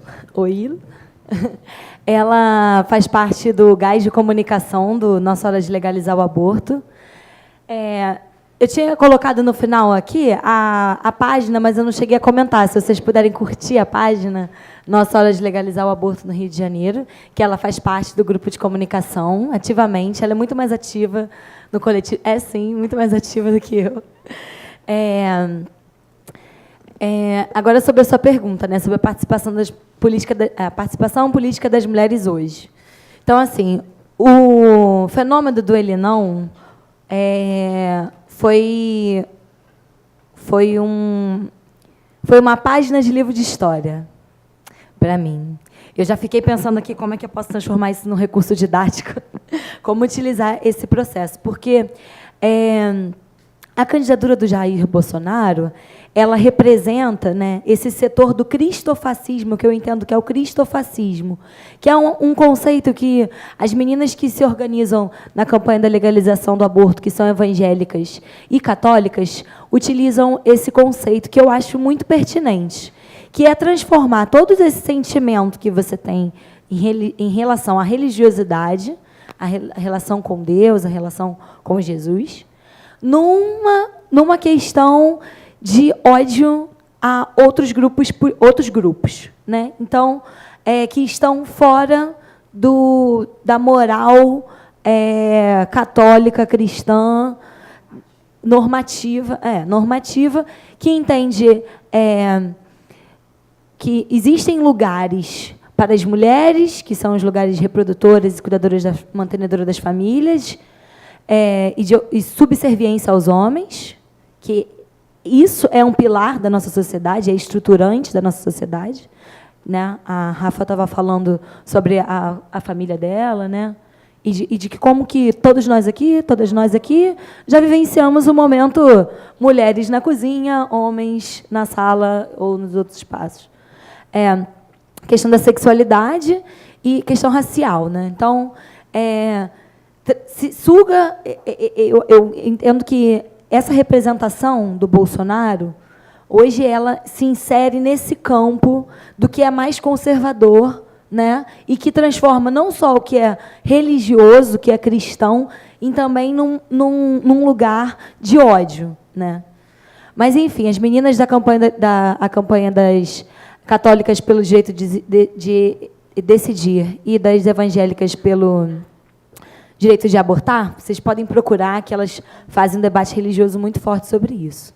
Então, assim, entender que o movimento do Ele Não, ele também se construiu, para mim, como uma frente ampla, puxada pelas feministas, contra um projeto político de uma sociedade que exclui essas minorias que não são minorias, e sei lá, acho que a gente tinha que mudar o nome de minorias, porque nós não somos minorias. Então, assim, foi muito forte essa associação que tem a ver com o que eu tinha falado na minha fala com cyberativismo. Hoje, o recurso da internet ele é fundamental para a gente agir, né? Para a gente se encontrar para além das barreiras geográficas. Então, a possibilidade de a gente ter marcado atos em todas as cidades do Brasil, e até a Madonna, sabe? Até a Madonna ter feito a hashtag ele não, sabe? Isso tem muito da internet também como um espaço privilegiado para a gente se organizar. Mas a sua pergunta tinha a ver com os desafios para o próximo turno. Como é que é a questão da participação política das mulheres? Uhum. Como é que você enxerga agora? Né? Eu acho que a gente está num momento que a nossa voz ela disputa o lugar de voz hegemônica na sociedade. O que eu quero dizer com isso? Que as mulheres, hoje, se identificam como lideranças. A gente não consegue mais se identificar naquele modelo machista, né? E aí eu faço só um complemento com o que a professora falou sobre as mulheres serem machistas. Eu não consigo entender a gente ser machista. Eu acho que a gente reproduz o machismo, mas os agentes do machismo são os homens. E aí vem o nosso colega Pedro falar muito legal. Eu acho que essa reflexão é importante. Eu conheço os podcasts no Spotify, não sei se você já ouviu falar, que fala sobre masculinidade tóxica e tal, e eu gosto muito. Oi? Mamilos. Que são muito legais. Eu já tinha escutado um pouco desse debate pelo podcast. Mas muitas de nós não se identificam mais com esse campo. E a ação do Ele Não, ela parte da nossa agência, da nossa participação, da nossa intervenção ativa na sociedade. Então, o Ele Não tem uma marca de gênero muito forte, que é ele. Então, eu já coloco um marco ele e elas em campos diferentes. Da participação, inclusive, nas pesquisas de voto, eu não vi como é que ficou oficial a nossa participação na votação. Não, na nossa votação no Bolsonaro, né? Quantas mulheres, quantos homens votaram no Bolsonaro? Mas assim, nós somos a linha de frente contra esse tipo de ideologia. E aí eu falo, gente, as feministas. As feministas puxaram Ele Não. Então, não tem como responder muito a sua pergunta, porque é um desafio gigante, é isso que a gente quer fazer. Não.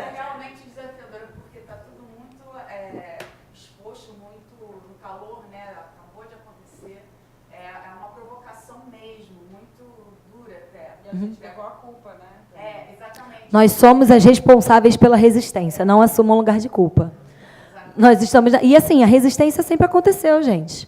Vamos continuar por serviços públicos, por garantias de direitos, por reparações históricas raciais, por demarcações de terras indígenas e quilombolas. É se organizar. Eu acho que é importante se organizar, estudar, ler. Não tem como responder a pergunta. Também é o nosso desafio, mas eu acho que é mais ou menos isso. Mas o debate está aberto. O debate. E nós somos a linha de frente, a gente não pode se esquecer disso. Nós, mulheres, somos a linha de frente. Você falou das minorias, né? Maiorias minorizadas. Maiorias minorizadas, gostei. Eu ia falar que maiorias sem representação política. Né? Esse é o conceito de minoria. Maioria sem representação política, porque numericamente somos maioria, mas não temos a representação política, né, que o homem branco, enfim. Obrigada, Carla. Eu acho que essa é a questão, mas, Priscila, tem uma questão que, enfim, não é para ser respondida, você não tem obrigação, porque a gente, não sei se a gente tem essa resposta, mas mulheres como reprodutoras do machismo, elas ocupam um papel tradicional que é de mediadora da lei na estrutura familiar, né? Ela traduz essa lei masculina na criação dos filhos, porque a gente sabe que a maioria dessas mulheres aqui toma conta, é responsável pela educação. Então, assim, esse, para mim, é o trabalho mais árduo que a gente tem. e mais delicado, porque não pode ser um trabalho de confronto, mas ele é um trabalho real, ele é um desafio real. A gente tem visto isso acontecer, a gente tem, se vocês observarem, exceto, né, estou falando dos grandes candidatos, né, mas exceto a candidata Marina, que ela era a candidata, todos os outros candidatos de expressão carregaram mulheres como vice.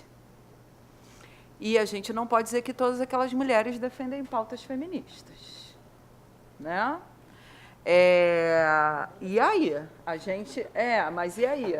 Hoje, Débora Tomé, que é uma jornalista, cientista política, que está sempre monitorando, pesquisa Mulheres e Poder, Mulheres e Política, deu um número de manhã, eu não tive tempo de ver isso ainda, confirmar, mas que chegamos a 15% na ocupação do Legislativo. Ainda é muito pouco, porque a nossa expectativa, se você pensar que há um equilíbrio, né, 52%, 48%, um equilíbrio demográfico, ter 15% de representação política ainda é muito pouco. Então, isso é o grande desafio, que a gente consiga fazer mais mulheres na representação política, para que carreguem as nossas pautas. Mas aí a gente esbarra no entrave interno, que nem todas essas mulheres que estão na política são mulheres que defendem as nossas pautas. Percebe? A gente tem um contrapasso interno, a gente nós somos pegos nesse contrapasso e eu sinto certa resistência de, gente, a gente precisa botar esse problema na mesa e discutir isso. De fato, e a gente não está desenvolvendo estratégia para isso. A gente tem que ter estratégia para enfrentar isso. Vamos lá, o que é que está acontecendo? Que as mulheres tomaram o protagonismo e a dianteira de vários movimentos políticos. Nós temos uma pesquisa linda da Michelle Perrot, professora de História francesa, que ela diz, assim, Revolução Francesa, as mulheres começaram com a revolta da farinha, né? A luta contra o dono da fábrica, as mulheres fizeram na França, né? A Mary Wollstonecraft escreve também para questionar a ausência feminina na política na Inglaterra e na França, porque ela dirige aquilo aos iluministas, né, pós-Revolução Francesa. Então, assim, a gente tem essa barreira que é conhecida e dada, que é de um mundo masculino e machista, mas a gente tem barreiras internas e, às vezes, o bombardeio amigo, ele nos fragiliza de uma forma que, se a gente não prestar atenção, a gente está perdendo, a água está escoando pelo canto, sabe? Está sendo minada. Então, eu insisto nessa questão da gente pensar essa mulher reprodutora de um modelo machista e misógino, né? Porque a agressão... Vou contar uma historinha rapidinho. Outro dia teve um caso horroroso, mais um caso horroroso de violência sexual contra crianças, um esquema de prostituição. Essa é uma questão que tem a maior cisão dentro do movimento. E aí, meu marido contando, falou, cara, quando eu me vi, eu era um homem defendendo as meninas frente a várias mulheres acusando as meninas. Ah, mas uma menina de 14 anos, pelo amor de Deus, vocês são as mulheres. Eu me vi cercado, como assim? Assim, tem a questão da criança, tem a questão da mulher, né? O que está acontecendo? Então, ele, né, ficou meio chocado. Eu falei, esse é um problema nosso, interno, que a gente tem que colocar essa pauta. A gente não precisa expor as vísceras, mas dentro do movimento, você não acha? Que a gente precisa colocar essa questão, assim... Do mesmo jeito que os homens fizeram um movimento para educar os homens, eu acho que tem que existir esse a gente tem que descobrir alguma coisa, sabe? O que é... sim. Exatamente, sugerindo isso, sugerindo que inveja e ciúme são questões de mulher, né? De que, então, O que a gente pode... Eu acho que o ativismo ele é muito pedagógico nesse sentido. Vou dar um dado para vocês. Eu monitoro algumas pesquisas e... Agora eu não me lembro se é Yale ou Massachusetts, os professores fizeram o levantamento das 25 maiores universidades norte-americanas sobre a avaliação de professores. Aqui na faixa a gente tem, o MEC obriga, tem que ter uma comissão permanente de avaliação chamada CPA, em que você avalia a instituição e avalia os professores. Nossos alunos sabem disso, fazem essa pesquisa todos os anos. E isso é uma prática, salvo as suas diferenças, em universidades pelo mundo. E eles fizeram um levantamento da avaliação de todas as professoras de todos os cursos de 25 universidades norte-americanas. Adivinhem vocês, as mulheres professoras são sempre mais mal avaliadas do que homens. Vocês acreditam que todas as professoras de todos os cursos em 25 universidades norte-americanas são piores do que homens? Isso é numericamente impossível. O que acontece aí? Tanto alunos homens como alunas mulheres são mais exigentes com as suas professoras. Então, assim, aí nesse sentido eu sou mais dura. Assim, se a gente quer bancar esse protagonismo, a gente tem que ser mais solidário. Eu, às vezes, pergunto para algumas amigas, algumas alunas, quando reagem a alguma coisa, você faria isso com um colega professor também? Ou é só comigo? Essa sua reação é comigo ou você faz isso? Porque a gente percebe, né? A Anne Hathaway, outro dia, falou isso. Quando recebeu o primeiro filme dirigido por uma mulher, ela começou a impor um monte de crítica. Diz ela que a ficha caiu. Ela falou, eu nunca fiz essas perguntas quando eu recebo um roteiro de homens. Por que eu estou fazendo isso quando o roteiro é uma mulher dirigindo? E ela falou, e eu me vi no lugar da reprodutora do machismo. Peraí, eu sou mais generosa com um diretor homem do que com uma diretora mulher. Então, o que está faltando na gente de generosidade? Por que a gente exige mais de mulheres e, nesse sentido, somos mais rigorosas com mulheres? Que os homens sejam, né, de alguma maneira, está na nossa conta. Agora, que nós sejamos entre nós, acho que a gente tem que colocar essa questão na mesa. Não sei, mas... A pergunta que eu queria fazer é para a Rafa. Me identifiquei muito com o seu discurso, porque eu também sou uma pessoa que vim de cidade pequena, de uma família, enfim, cristã, conservadora e tal. E também me identifiquei no sentido de que eu sei bem como é que é ser uma mulher num lugar que supostamente só homens deveriam estar. Eu trabalhei durante 3 anos com jornalismo esportivo e eu sei bem como é que funciona essa opressão com o nosso trabalho. Mas o que me chamou a atenção foi você falar que justamente isso acontecia num espaço artístico, né? Que é justamente um lugar que a gente acha que isso não deve acontecer, ou que isso deveria acontecer menos. E não deveria ter tanto machismo no meio da arte, né? Que é uma válvula de escape. Então, eu queria saber para você, assim, como é que estar num meio artístico e ainda assim ter que viver essa opressão que os meios mais conservadores, ou os trabalhos mais conservadores, né, também têm. E, justamente, o seu lugar de fala, e um lugar de rua e etc., que também já sofreu tantos preconceitos por si só, né? Artistas também sofrem, né, tantos preconceitos por não ser considerado um trabalho, ou isso ou aquilo. Como é que é justamente estar nesse lugar de fala e ainda assim sofrer com machismo? Como você chama? Desculpa. Letícia. Oi, Letícia. Muito boa a sua pergunta.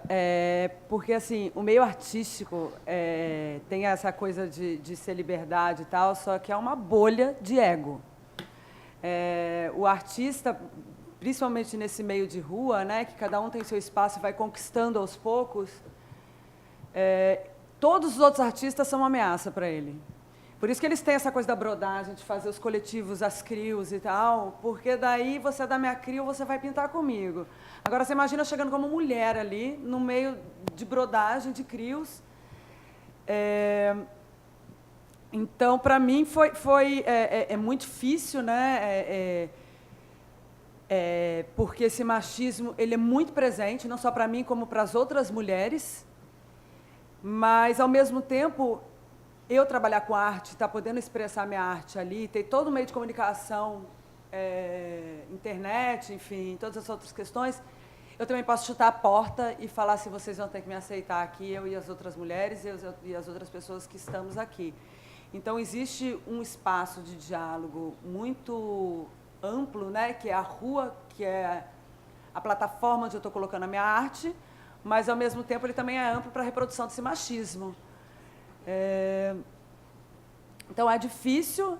Eu acho que para você deve ser mais difícil do que para mim, realmente, porque você fica nesse, como jornalista de esporte, né, fica uma coisa muito ali dentro, né? Você não tem como reproduzir esse machismo na sua... Reproduzir, que eu digo, de explanar esse machismo e falar, está acontecendo machismo aqui e ali, e poder reproduzir isso na sua arte como uma forma de protesto. Mas, ao mesmo tempo, também é muito difícil, né? Porque é um puxando o tapete do outro, porque, às vezes, você depende, principalmente no começo, né? As mulheres que estão começando, de indicações, porque, muito por questões dessa brodagem, são os homens que tomam cena das exposições. Exatamente. Por exemplo, os eventos que tem de arte de rua aqui no Rio são dominados por homens, tipo o Artcore, que tem no MAN, o Arte Rua, que tem lá na Gamboa. Enfim, então, assim, você vê que é uma cena, tipo, com a grande maioria de homens. Então, assim, a minha forma de protestar e de ser ativista e ajudar as outras mulheres é boicotando esses festivais, agora que eu já estou com um lugar ali de fala muito mais presente, né? Porque uma amiga minha, que é a Camis, que ela é uma mulher preta da periferia, artista, outro dia ela me questionou, ela falou assim, você tem noção que você está num lugar de privilégio? Eu falei assim, eu tenho total noção disso.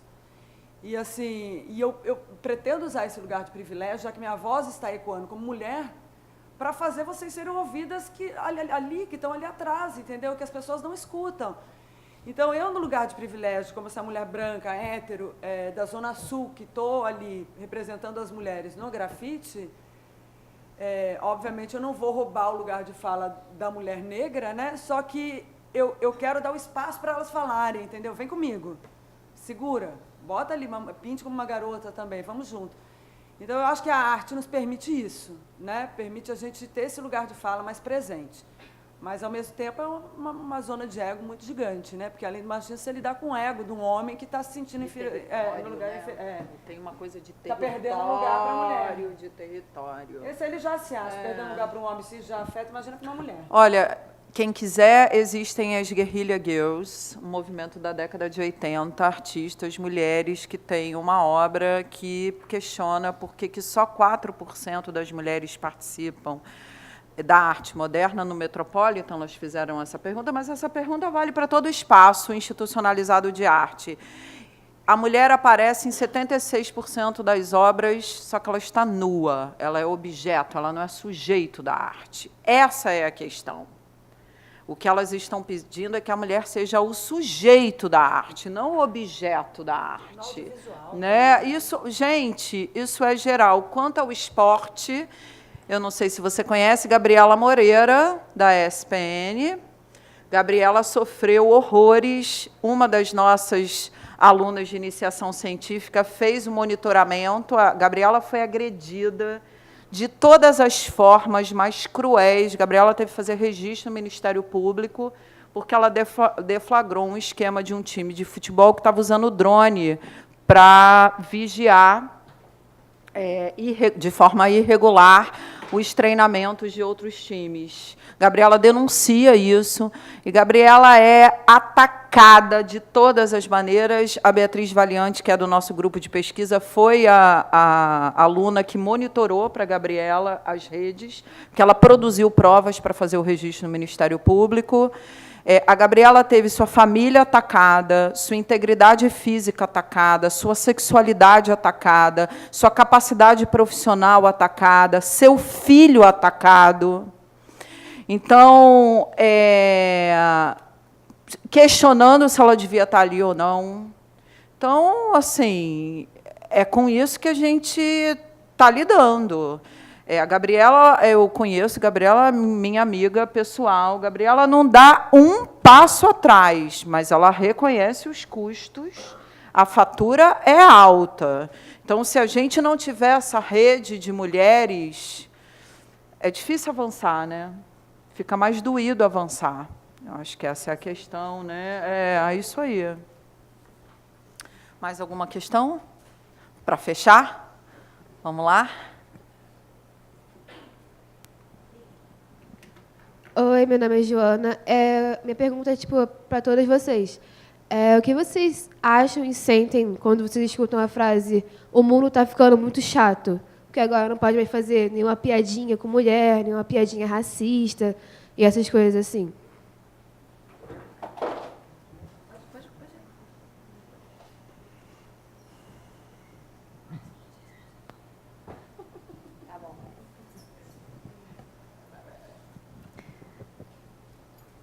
O mundo está ficando muito chato, né? É o mimimi, é o que não pode falar mais nada, é politicamente correto, é a mesma narrativa, né?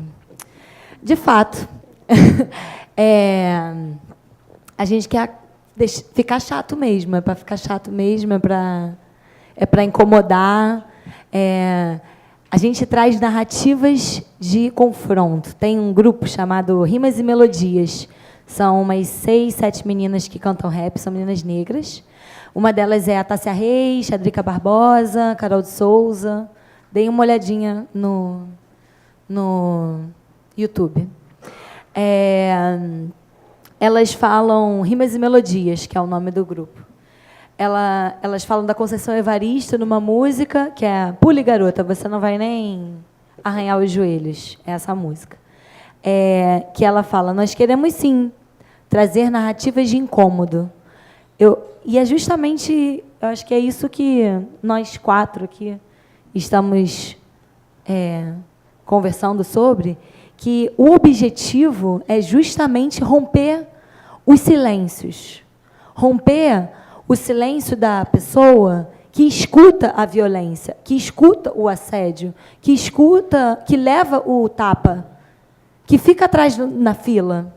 Então, quando eu escuto essa frase, eu me remeto um pouco a isso, da reflexão que a gente tem que fazer de quem é esse outro que recebe a acusação no sentido de e aí eu lembro de uns estereótipos assim de filmes americanos, de que o maioral é o cara forte, hétero, branco, medíocre. E que ele é o especial, ele que é o cara bom, que é o cara que assedia, que trata a mulher feito um lixo, que trata os homossexuais e os LGBTs de conjunto assim como pessoas inferiores capazes.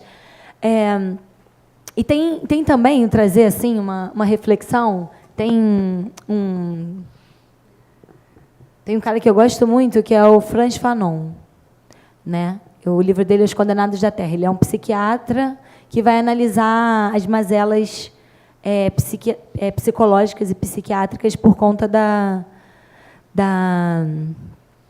violência do colonialismo na Argélia, né? Das doenças psiquiátricas, estresse pós-traumático, das pessoas que sofrem violências físicas por conta de momentos de guerra. E que, aqui no Brasil, por exemplo, a gente ignora, a gente não, porque a gente traz esse debate de uma forma de confronto mesmo, mas, por exemplo, a violência e o genocídio que existe nas comunidades e nas favelas do Rio de Janeiro, né? Então, a gente não pode mais falar sobre as pessoas negras, não pode mais ser racista, porque ser racista é uma coisa ruim. É uma coisa que não pode ser, né? Não posso ter a minha liberdade individual de agir como eu quero agir, e a minha liberdade individual me permite, né, ter o direito de eu falar o que eu quiser, e o que eu quiser significa humilhar e tratar o outro de uma forma violenta. Então, assim, eu trouxe porque ele é várias coisas, né? Ele é médico, ele é filósofo, ele é ativista, ele foi um militante, o Frantz Fanon, porque no início do livro dele tem um prefácio, que o prefácio quem faz é o Sartre.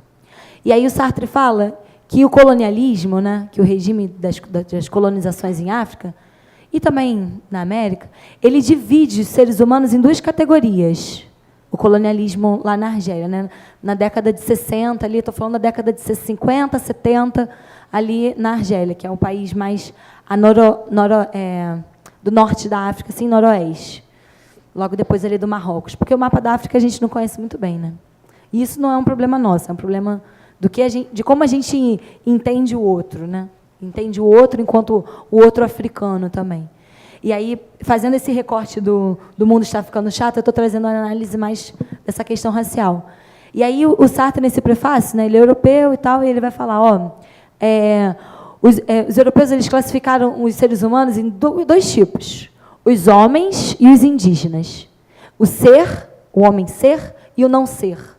Então, o ser e o não ser, né, essa filosofia que a gente tanto pega na veia, né, desde que a gente começa a estudar e tal, o ser e o não ser é muito o ser que pode, o ser que é, o ser agente, o ser violento, o ser opressor, o ser que manda, e o não ser é o outro.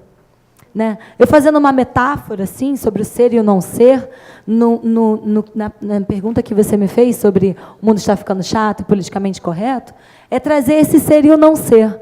Enquanto entender que as narrativas opressoras, né, as narrativas violentas, elas se enquadram nesse campo de um não ser, porque esse não ser ele não merece respeito, ele é o indígena, ele é a mulher, ele é o negro, ele é a negra, ele é o transexual, né, esse ser e o não ser. Então, de fato, quando a pessoa vem falar para mim que a gente está querendo ser politicamente correto, tal, eu falo assim, de fato, eu estou querendo transformar todos os seres humanos em seres humanos. Não em não seres, em seres que não têm identidade, que não têm história, que não têm agência, que não têm poder, que não têm voz. Então, é isso que eu acho. Posso pegar carona no que você estava falando? Respondendo à tua pergunta, essa questão do ser que você estava abordando, eu vejo muito com os homens assim que eu trabalho, assim, né? Porque quando eu comecei a fazer esse trabalho em relação a gênero, as pessoas falam, mas você é homem. Homens, né? Mas você é homem, isso não é assunto de mulher. Porque o homem, do mesmo jeito que eu acho que o branco também, ele não se entende como diferente, né? Então, assim, o homem ele acha que ele é um ser universal, que nem ele não tem gênero, né? Gênero é uma coisa de mulher, de LGBT. Para que eu vou falar disso se eu sou um ser universal? Então, entendendo que a gente tem gênero, entendendo que a gente tem raça, a gente começa a se envolver nessas questões. Quando vem esses assuntos de mimimi, para mim é um último estribuchar ali do homem branco, hétero, na maioria das vezes, sabe? É o cara que não... É o último grito ali, porque é o cara que não quer ficar desconfortável. É o cara que não quer ser questionado. E a gente, homem branco... A gente, homem branco... nunca é questionado, né? Historicamente, a gente não tem esse hábito de ser questionado. Então, quando a gente é, de fato, questionado por mulheres, por mulheres negras e tudo mais, principalmente, né? A gente leva um susto, assim. A gente costuma falar no Memo que lá é um espaço para quem quer ficar desconfortável, porque o que está sendo tratado ali é isso, é romper com o silêncio que está ali preso durante a vida inteira daquele cara, provavelmente, sabe? Então, quando eu escuto isso, para mim é aquele grito de socorro ali, de tipo, não me tirem do meu lugar, sabe? É meio isso para mim.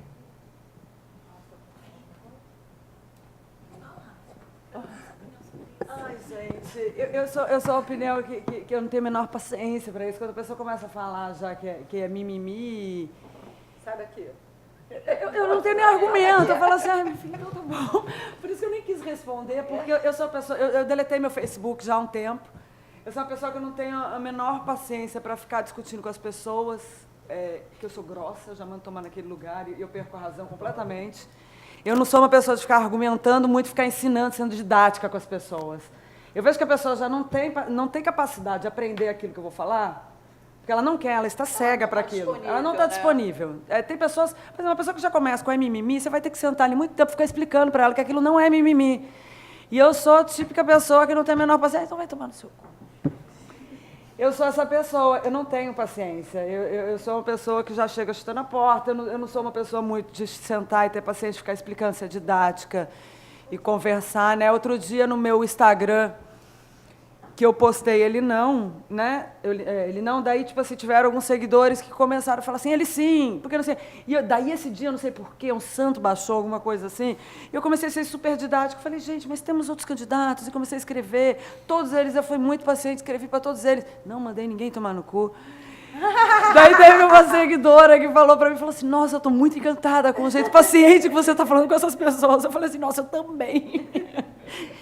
E é isso, porque a pessoa que já chega e mimimi e o mundo está ficando chato, gente, ela já vem com esse pensamento de infantilizar uma questão séria, né, que você está falando ali, né? Então, o que você vai argumentar com essa pessoa, né? Se ela já está ali achando que pode ser tratado como piada, uma questão que é séria, não falar sobre ser racista, fazer piada racista, piada machista, piada homofóbica, não é legal mais. Não é, e não é mais mimimi, o mundo não está ficando chato, né? Não é nada aceitável, nem pouco, enfim. Então, é isso que eu tenho a falar. Que eu sou uma pessoa sem paciência. Gente, vou encerrar aqui, porque a produtora do evento, Elisa, que hoje está mandando em mim. Eu agradeço a todo mundo, as perguntas, a vocês, lindamente, pela participação. Pedro, obrigada. É sempre um encontro produtivo. Vão e multipliquem. É isso que a gente quer. Tá? Obrigada.